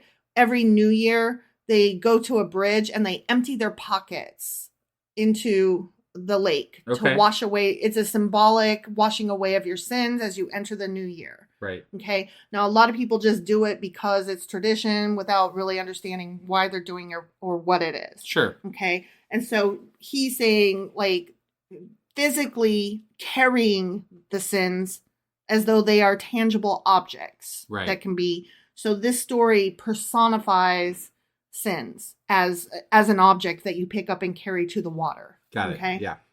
So Reb Shmuel lived from year to year, and each year the sea became a little blacker because of the sins he threw into it. And each year the bundle of sins that he brought down to the edge of the water was greater than that of the year before. Sure, why not? You get away with murder, then you become a serial killer, right? The lake is so close to my house, he laughed. I have not far to carry my sins. Let there be few more in the bundle. He's like, who fucking cares? It's just water. I don't, doesn't matter to me. Right. But his wife said, It is because of your sinning that God does not send us a son. His wife was a holy woman. Reb Shmuel said, do you really think that is so? And she said, yes. Then he said, well, perhaps it really is so. And he thought no more about it. And that same year, he committed a sin that was uglier than all the sins he had ever made. Damn. The sin was huge. And shapeless. Shapeless. Okay. It was like a great sponge oozing and dripping with mud. That's one nasty ass. It was so sin. bad. Like, it doesn't tell you what it is, but I'm like, what is the worst sin you could do? Did he rape somebody? I mean, that's what it sounds like, right? Yeah. He could hardly find a place to hide it until the end of the year when he would throw it into the lake. He put it into the basement of his house, but there the sin seemed to grow larger, to expand until the basement was not high enough to hold it, and the mud of the sin began to squeeze itself through all the cracks and to ooze into the rooms of the house and to fill every corner of the house with its damp, crawly smell. At last, New Year's Day came. Reb Shmuel took hold of the sin in both his arms and by pulling with all his might, managed to squeeze it through the door of his house. Wow. He got it out of the house, then he pushed and rolled it down to the lake. Awesome. Whew. Yeah, that was close. There, he said. Yeah, I'm rid of that. That's what he said. Okay. Okay. The lake was angrier than ever because it too was personified in the story. Yeah. It hissed and shook itself and heaved itself upward, trying to hurl the sin back to the shore. Yet all of its rebellion was of no use, for it had been ordained when the waters were created that on New Year's Day they had to receive into themselves all the sins of men and cleanse them. So at last the lake became quiet and set to work to cleanse the sin. But the deed of Reb Shmuel was not forgotten. The waters waited for vengeance. Okay. Reb Shmuel saw that his hair was becoming gray. You thought that was the boring end, right? Maybe. It's not. Okay. All right. Yeah. He saw that his hair was becoming gray and his wife had passed her best years and still they had no children. At last he said, I will go to my cousin, Rabbi Israel. Okay. So that guy, you know, they say he performs wonders for every stranger that comes to his door. As for me, I'm a member of his family. Right. You got an in. Yeah. I guess we're to take that, nepotism is a thing. Sure. I mean, look, everybody talks about nepotism like, I would never. I'm here to tell you what, if I know somebody that works at the company that I want to work for, I'm going to take advantage. I am a writer. If I know somebody who is an editor or agent or knows an editor or agent, I am contacting them. Well, yeah. I don't understand why we act like nepotism is bad. Like none of it, it's called networking, Yeah, but sometimes it goes too far. Yeah, that's but who gets to decide when nepotism is okay and when it's not? You know what I mean? Prosperity or failure of a company, really. Yeah, but if the company fails, then nepotism didn't work, did it? Right. And like, for example, there was an article I read recently, like Nepo baby is like the word of the year right now or whatever. Sure. Okay. There was this article about all of these actors whose parents were actors or directors or screenplay writers. Okay. And so all of these all these actors that are like famous and popular now, they got a leg up. They got the chance to try. They got cast as children in movies before they even knew if they wanted to be actors or not, right? Right. And that's not fair. Whatever. Sure. The thing is, yes, they got the chance that other people don't get, but they also had to be good or else they aren't getting cast anymore. Right. Because it's a business. And Hollywood ain't just going to keep casting people just to cast people. You know? Right. Like, eventually their luck will run out. So, and to be fair, if you're talking about a Hollywood actor, their parents were Hollywood actors, so they know how to help you do that. Yeah. So. Yeah. And, I mean, if you wanted to be an actor and you had family that was in the business, would you not seek them out? Yeah, for sure. So, I don't know. I get it that it's not fair. They have opportunities that I didn't have. And that is true. But you also have opportunities for every family member or friend who works somewhere that other people don't have, just by stint of you knowing somebody somewhere. Right. So I'm just saying. Yep. Jealousy isn't pretty, guys. Right. Okay, anyway, Reb Shmuel, okay? He's like, I'm going to go to my cousin, that guy, Rabbi Israel, and he is sure to nepotism see me. Right. Right? Yeah. Okay, so Shmuel came to the Baal Shem Tov, the house of the guy. Okay. And he said, cousin, I am growing old, and I would like to have a son to live after me. Rabbi Israel talked with him for a while and remembered Shmuel's wife, the holy woman. Okay. Right. Okay. At last, the master said, go home. I can only promise you that you will have a son. But what more did I ask? Said Reb Shmuel, and he began to dance with delight. But the Baal Shem shook his head. He looked pretty sad. He's gonna die. I don't know. I mean, he's gonna die. We've got an angry water who's planning vengeance. Yeah. We've got a sad rabbi who's not thrilled at the notion of helping dude have a kid. Where is this going? So he's gonna have a kid, but he's not gonna live to see the kid grow up. The Baal Shem Tov's promise was fulfilled. Yeah. Don't forget that the word Baal here means master. Right. Okay. So anyway, his promise was fulfilled. Before the year was over, Shmuel's wife gave birth to a strong and beautiful boy. If we ever have another cat, we are naming it Shmuel. Okay. Okay? Yeah. I really like that. Yeah, not Ball. Baal Shmuel, maybe. Ball Schmerl. Baal Shmuel. There you go. Oh my God, I love it. Okay, so they gave birth to a strong and beautiful boy. The father was so proud that he said, I will go at once on another journey to Rabbi Israel and thank him for what he has done for us. Like, he's the one that gave us the baby. It wasn't me fucking you and my sperm fertilizing your egg inside your vaginal canal uterus stuff. Well, no. Apparently they've been trying for a while, so you know. Right. Then the Baal Shem Tov said to him, oh, wait. I skipped a paragraph. Sorry. Okay. He's going to go thank him. Okay. Yeah. Then he came again to the town and entered the cottage where the master sat studying. The master looked up at him, and the master's eyes were filled with deep, compassionate sorrow. When Reb Shmuel looked into the eyes of Rabbi Israel, all his joyous words faded from his lips. He did not know why, but he wanted to weep. Suddenly, he was crying like a child. Okay. Then the Baal Shem Tov said to him, your son will grow into a strong and happy boy. Yeah. But on his 13th birthday, he will go into the water and drown. Oh, damn. Damn, right? Reb Shmuel cried like a woman. He fell on his knees to Rabbi Israel and begged, help me. Why wouldn't you just keep your kid inside for his 13th birthday? And that's pretty much what they decide. Oh, okay. Everyone knows that the Baal Shem Tov was not fond of weeping, but he remembered that the wise man was a holy woman. Now he lifted up his cousin and said, the lake is angry with you because of that terrible black sin that you threw into it. There was only one way to save your son.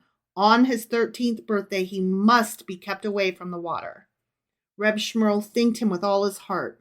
Reb Shmuel was filled with joy. His tears were forgotten. That is not difficult at all, he said. On his 13th birthday, I will keep him away from the water. Right. Joy. Yeah. He was ready to run off on his way back home.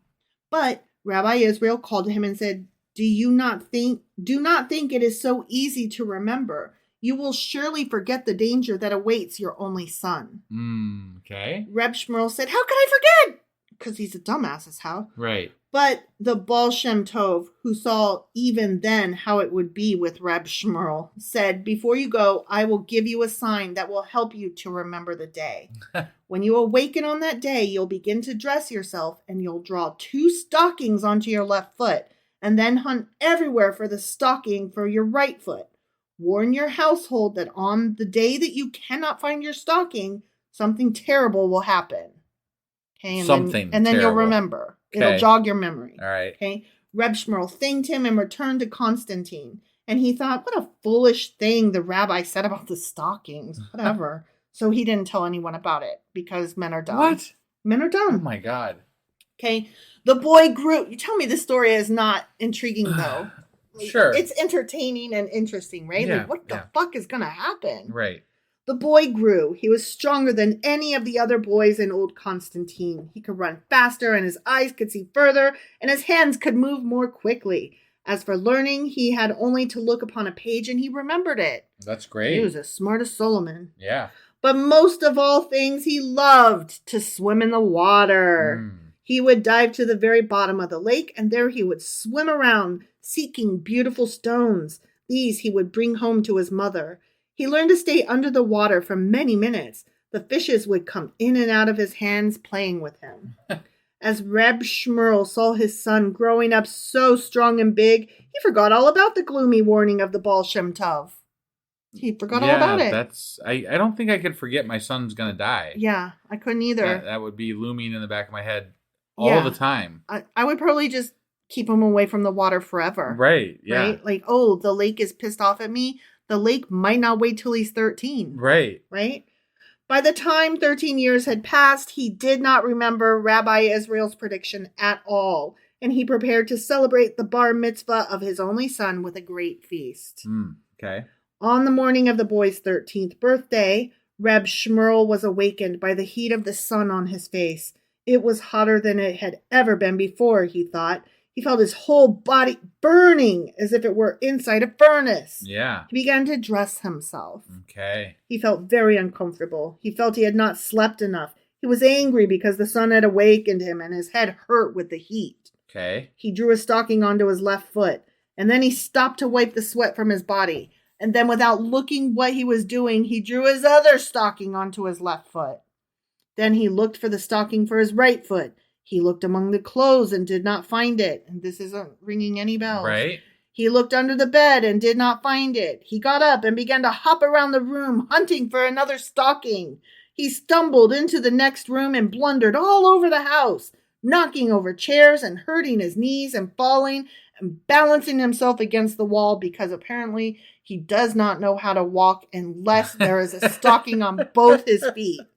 And he muttered and cried with anger because the day was very hot and he could not find his other stocking. He shouted and woke his wife. "What's the matter?" she said. "Where is my other stocking?" said Reb Shmuel. Then his wife arose to see what was troubling him. He pointed to his leg and muttered, "Someone has hidden my other stocking. I can't find my other stocking." Typical man, right? Yeah. Someone. Right. Somebody did it. Right. Have you seen my? Who moved my? Where's my? Where did you put my? Yeah, somebody else did it. Never you, husband. So the holy lady looked at her husband and saw that he was wearing two stockings on one foot because women can see things better somehow. Right. For when he went jumping around, his stockings had become loosened. "Look, Shmuel," she laughed, "you have both of them on your left foot." Dum-dum. I added the dum-dum, but she might as well have said it. Sure. He looked and he saw. Then suddenly he remembered the words of Rabbi Israel. Wow. Yay. Yeah. And he began to tremble and he ran to the room where his son slept. The boy was not in his bed. Oh, shit. Reb Shmuel ran to the door. He looked through the doorway and saw the boy already on his way to the lake. Oh, man, you better go fast. Reb Shmuel shouted to his son, "Come back!" Yeah. But the boy answered, "It's fucking hot. I want to swim in the water, God damn it." "Come back!" cried the father, but the boy would not come back. And that's why you need to bust that ass. Just kidding. Don't beat your children. But you do have to find a way to where when you tell them to do something, they obey. Like, so they don't die. Right. By getting drowned in a vengeful lake full of a tangible sin that is muddy. Yeah. Okay? So the boy would not come back. Then with one foot covered and the other foot bare, which apparently is a big fucking deal, Reb Shmuel began to run after his son. The boy ran swiftly. The father saw him nearing the lake. "Master, help me," cried the father, and he named the name of Rabbi Israel. Then the boy tripped over the root of an old tree. Woohoo! Oh, man. Before he could rise to his feet again, his father was at his side. Mm-hmm. "Come home with me," said the father. He led the boy to the house and placed him in a room and locked the door. It became very hot. The boy cried and beat on the door. "Let me go to the lake," he screamed. "I want to go to the lake." It made me think of Veruca Salt in Willy Wonka. "Daddy, make time go faster." Right. But they would not open the door. At last, the boy begged them only to let him out of that room because it was so very hot in there. but they would not let him out of the room. Mm. After that, he begged them to give him a pan of water with which to cool his body, but Reb Shmuel was afraid to give him even a glass of water to drink. Oh, Jesus. And after several hours, the boy became worn out and weak and fell to the floor and slept. Many people went to bathe themselves in the lake that morning. As the sun rose higher, the lake became filled with swimmers. They laughed and sported in the cool water. When the sun reached the middle of the sky and blazed angrily down on the earth, then nearly every soul in old Constantine was bathing in the lake. Mm. At exactly the hottest moment of noon, a disturbance began in the water. Ripples grew in circles around a certain spot near the shore, as though a stone had been thrown into the water there. The ripples widened and became a swirl. Okay. And out of the midst of the swirl, a hand appeared, reaching up from the water. The full arms appeared, hairy with greenish seaweed. Jeez. And after the arms came long, floating seaweed hair.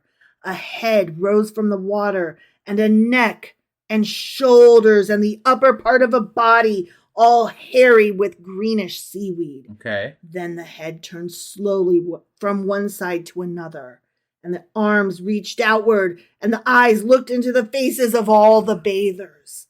The mouth moved. The voice was harsh and deep. "One is missing," it shouted angrily, and the head sank back into the sea. When the sun had gone down and night had come, the parents opened the door where the boy lay, worn out, sleeping. They woke him and gave him wine to drink and dainty things to eat, and they held the feast of his 13th birthday. The end. What? Right? It was so good. Like, what's going to happen? Oh. And then it's like, I don't know where to go with this now, so we're just going to end it. yeah. It was like the worst episode of Supernatural ever. Right. Yeah, hated it. But Yep. but it was good right up until that last Sure. couple sentences, right? Yeah. Like, what's going to happen? Is he going to get up and walk into the house? Right. Like, I was seeing a monster, you know? Yep. How'd you feel about it? I mean, that was a crap ending, but it was a good story. Yeah.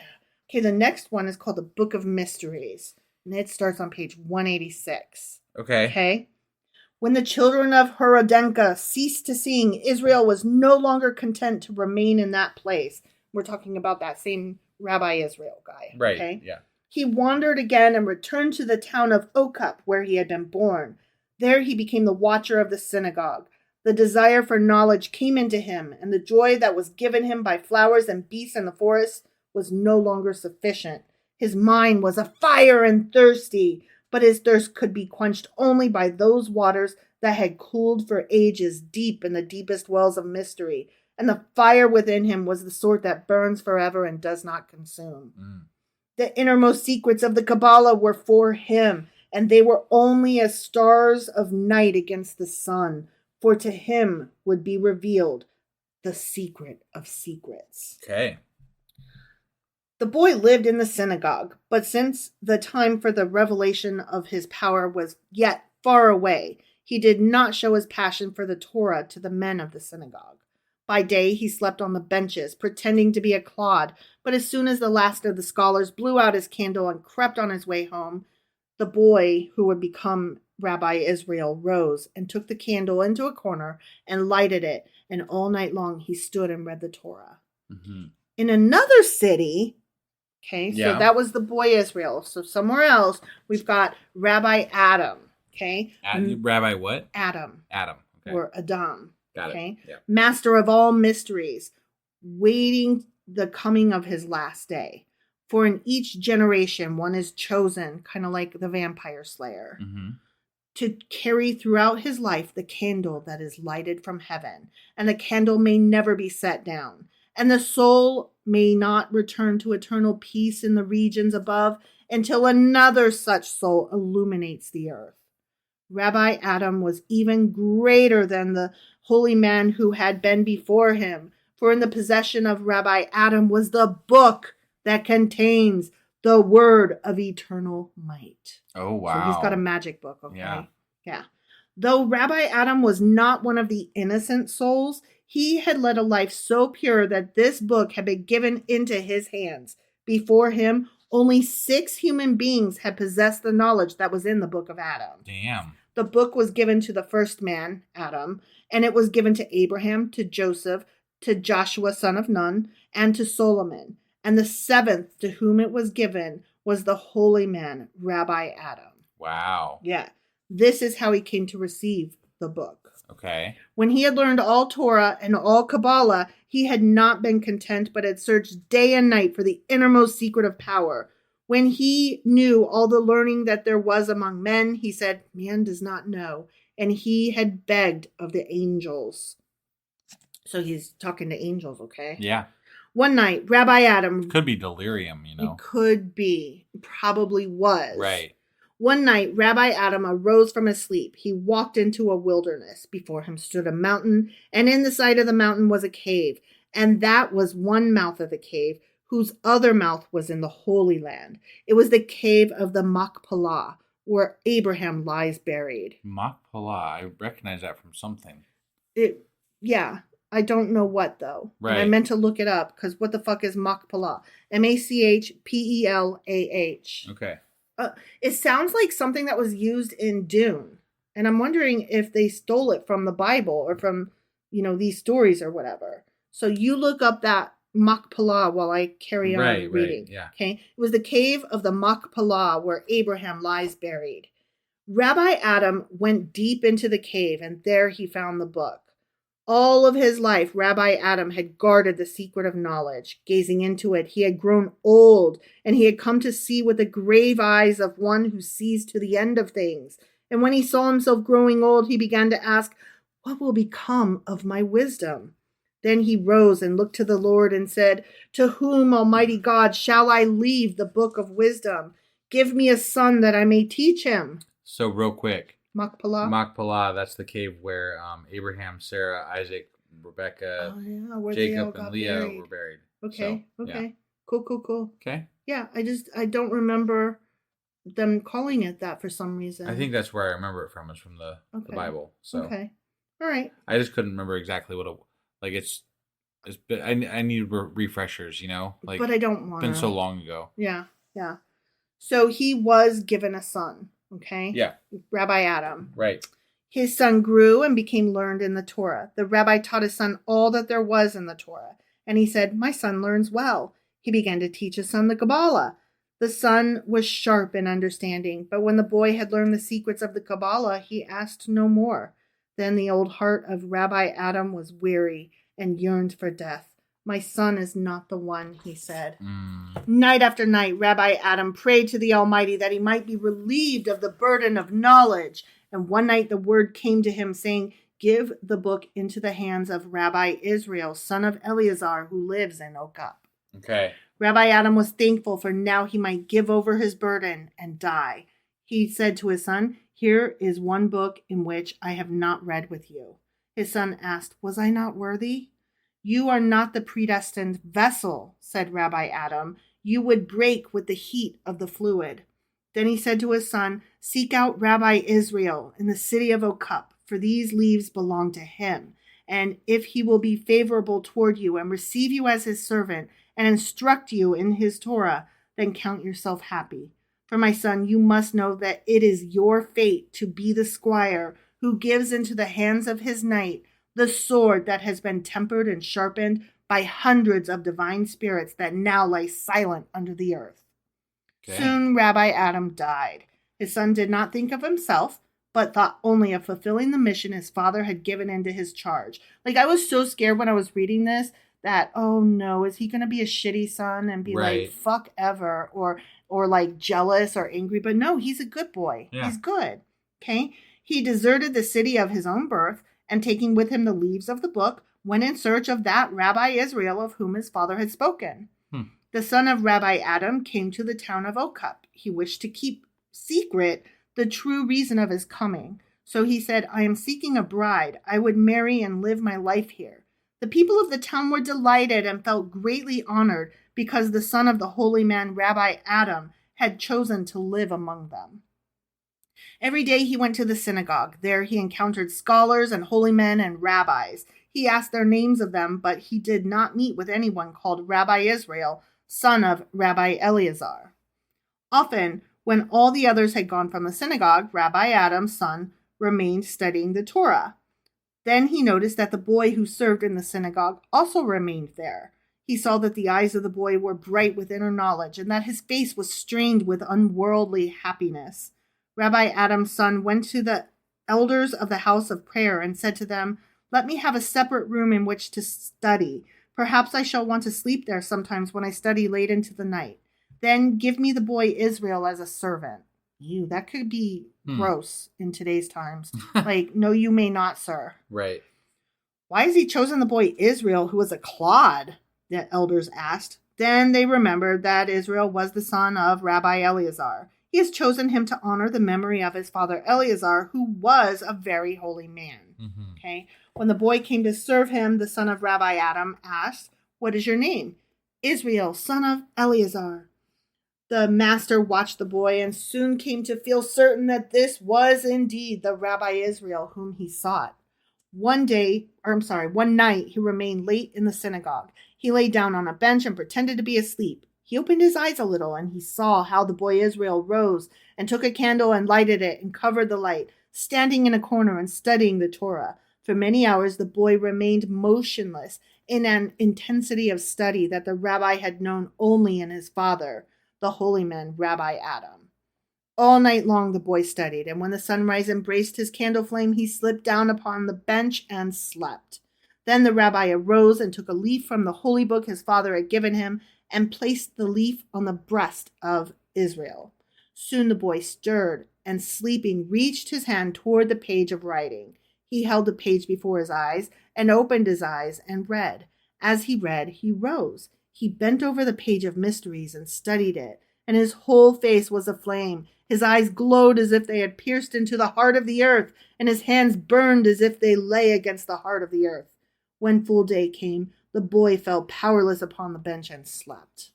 The rabbi sat by him and watched over him until he awoke again. Then the rabbi placed his hand upon the boy's hand that held the leaf out of the book. The rabbi took the other pages of the book and gave them to him, saying, "Know that I place in your hands the infinite wisdom that God gave forth on Mount Sinai." Wow. This is that book. Right. Okay. Right. Wait. Gave forth on Mount Sinai, so that's when Moses was there. Mm-hmm. But apparently Adam had this and Abraham had this, which is before Mount Sinai. Yeah. So Yeah. that doesn't make a whole lot of sense. No. Okay. The words that are in this book have been entrusted only in the hearts of the chosen. When no soul on earth was worthy to contain its wisdom, this book lay hidden from man. For centuries, it was buried in unreachable depths. But always there came the time for its uncovering. Again, it was brought to light and again lost. Also, if it was around when Adam was around, didn't the world flood? Yeah. Wouldn't that destroy most books? Unless Noah took it with him somehow. But Noah wasn't one of the people. I know, right? So that doesn't make any It was sense safe either. in a cave. I'm just saying, like, Yeah. there's some things, there's some Loose threads. There's threads, yeah. Plot bunnies. Yeah. My father was the last of the great souls to whom it was entrusted. I was not found worthy of retaining it, and through my hands my father transmit this book to your hands. I beg of you, Rabbi Israel, allow me to be your servant. Let me be as the air about you, absorbing your holy words, that otherwise would be lost in nothingness. Israel answered, "Let it be so. We will go out of the city and give ourselves over to the study of this book." The son of Rabbi Adam went with Israel to live in a house that stood outside of the town. There, day and night, they were absorbed in the study of the pages that contained the words of all the mysteries. Israel was as one who feeds on honey and walks on golden clouds. His soul swelled with tranquil joy, and his heart was filled with the peace of understanding. Often he went with the leaves of the book into the forest, and there the words of the book were as the words spoken to him by the flowers and by the beasts. But the son of Rabbi Adam was eaten by that which he fed, and yet his hunger grew ever more insatiable. The grander the visions that opened before him, the greater was the cavern within himself, and he was afraid, as one who stands on a great height and looks downward. Each day his eyes sank deeper and became more red. Rabbi Israel, seeing the illness that had come upon his companion, said to him, "What is it that consumes you? What is it that you desire?" Then the son of Rabbi Adam said, only one thing can give me rest. All that has been revealed to me has set me flaming with a single curiosity, and each new mystery that is solved before me only causes a greater chaos in my mind and a greater hunger in my heart. What is the one thing that you desire? Sounds like what Lucifer always asks in the show Lucifer. Yep. What is it you desire? Reveal the word to me. The word is inviolate, cried Rabbi Israel. But the son of Rabbi Adam fell on his knee and cried, until I see the end of all wisdom, I cannot come to rest. Call down the highest of powers, the giver of the Torah himself. Force him to come down to us, otherwise I am lost. Then the master shrank from him. He said, the hour has not yet come for his descent to earth. His companion was silent. He never pleaded with Israel again. But each day Rabbi Israel saw his face become darker and his body become more feeble. The hands were weak and he could hardly turn a leaf. Rabbi Israel was torn with pity for his companion. At last he said, is it still your wish that we name the giver of the Torah and call him to earth once more? The son of Rabbi Adam remained silent, but he lifted his eyes to the eyes of Rabbi Israel. They were as the eyes of the dead come to life.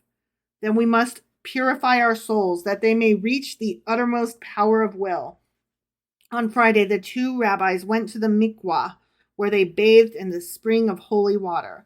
From Sabbath to Sabbath, they fasted. So from one Friday night to the next Friday night, a whole week, they fasted. And when they reached the height of their fast, they went again to the mikvah and purified themselves in the bath.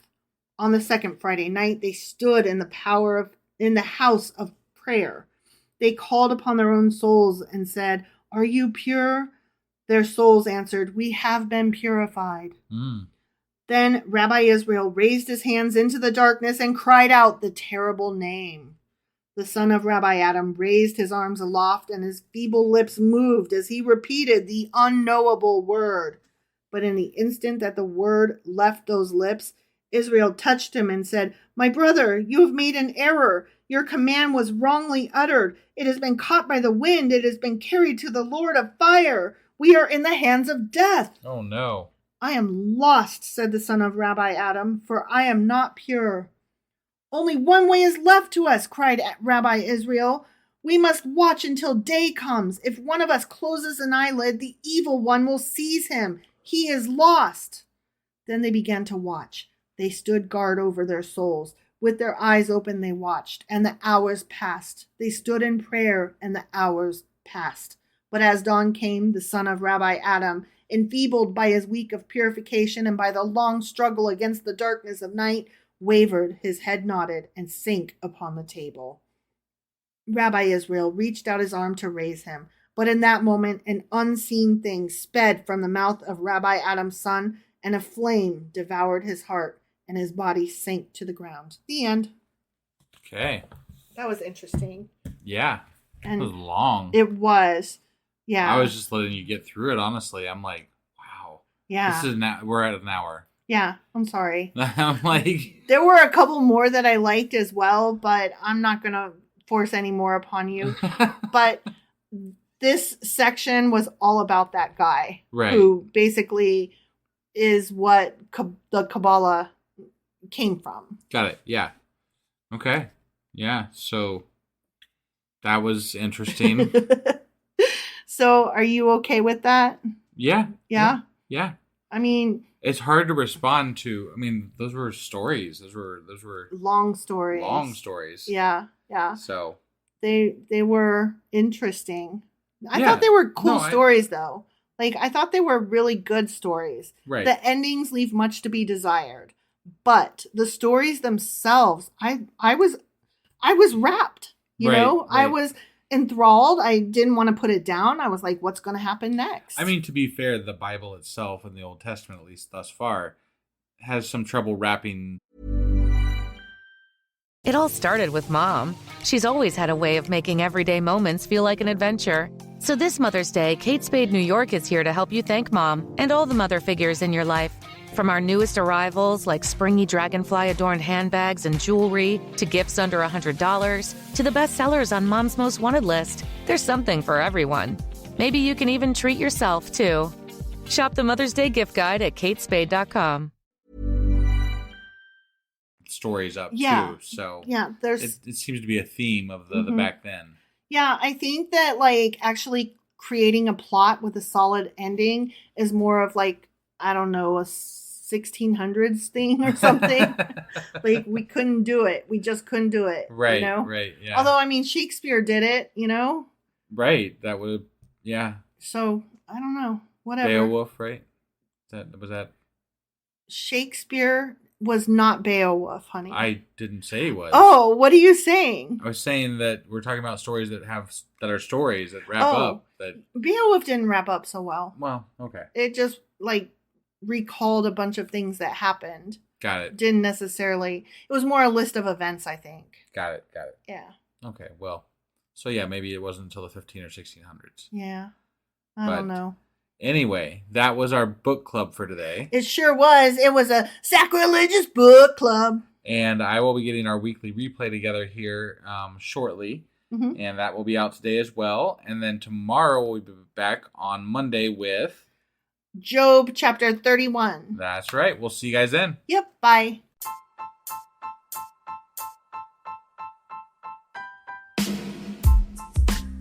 Hey, wife, I guess that's the end? But husband, that's just sad. It doesn't have to be. We are on lots of social media platforms like Twitter. Our handle there is sacrilegious_D. For D's nuts. Oh my God. Stop doing that. Anyway, we're also on Facebook, Instagram, and Pinterest. There's a link to all of our social media sites at our website. Ooh, we have a website? Yeah, it's sacrilegiousdiscourse.com, where you can also find a link to our merch shop. We have a merch shop? Yep, we have podcast-themed clothing, mugs, notebooks, and more, as well as an atheist and science-themed products. Wow, our fans should really go check that out right now. Definitely. They can get in touch with us by sending an email to sacrilegiousdiscourse@gmail.com. But before they do that, we could really use some help. Oh yeah? With what? Well, it's not free running the podcast, and we need some financial support in order to get better equipment, which will free up time so we can concentrate on our podcast and our fans. Okay, so what should they do? Head over to patreon.com/sacrilegiousdiscourse and sign up as a contributor on our podcast. Supporters there receive additional bi-weekly episodes that we record just for our Patreon members for as little as $2 a month. Also, we'd really appreciate it if you would like and subscribe on whatever platform you're using. And Apple Podcast reviews help us out tremendously. Like and subscribe. Leave an Apple review. Join us on Twitter. Support us on Patreon. That's a lot of instructions. Don't forget to say thanks. Thanks. Okay, bye.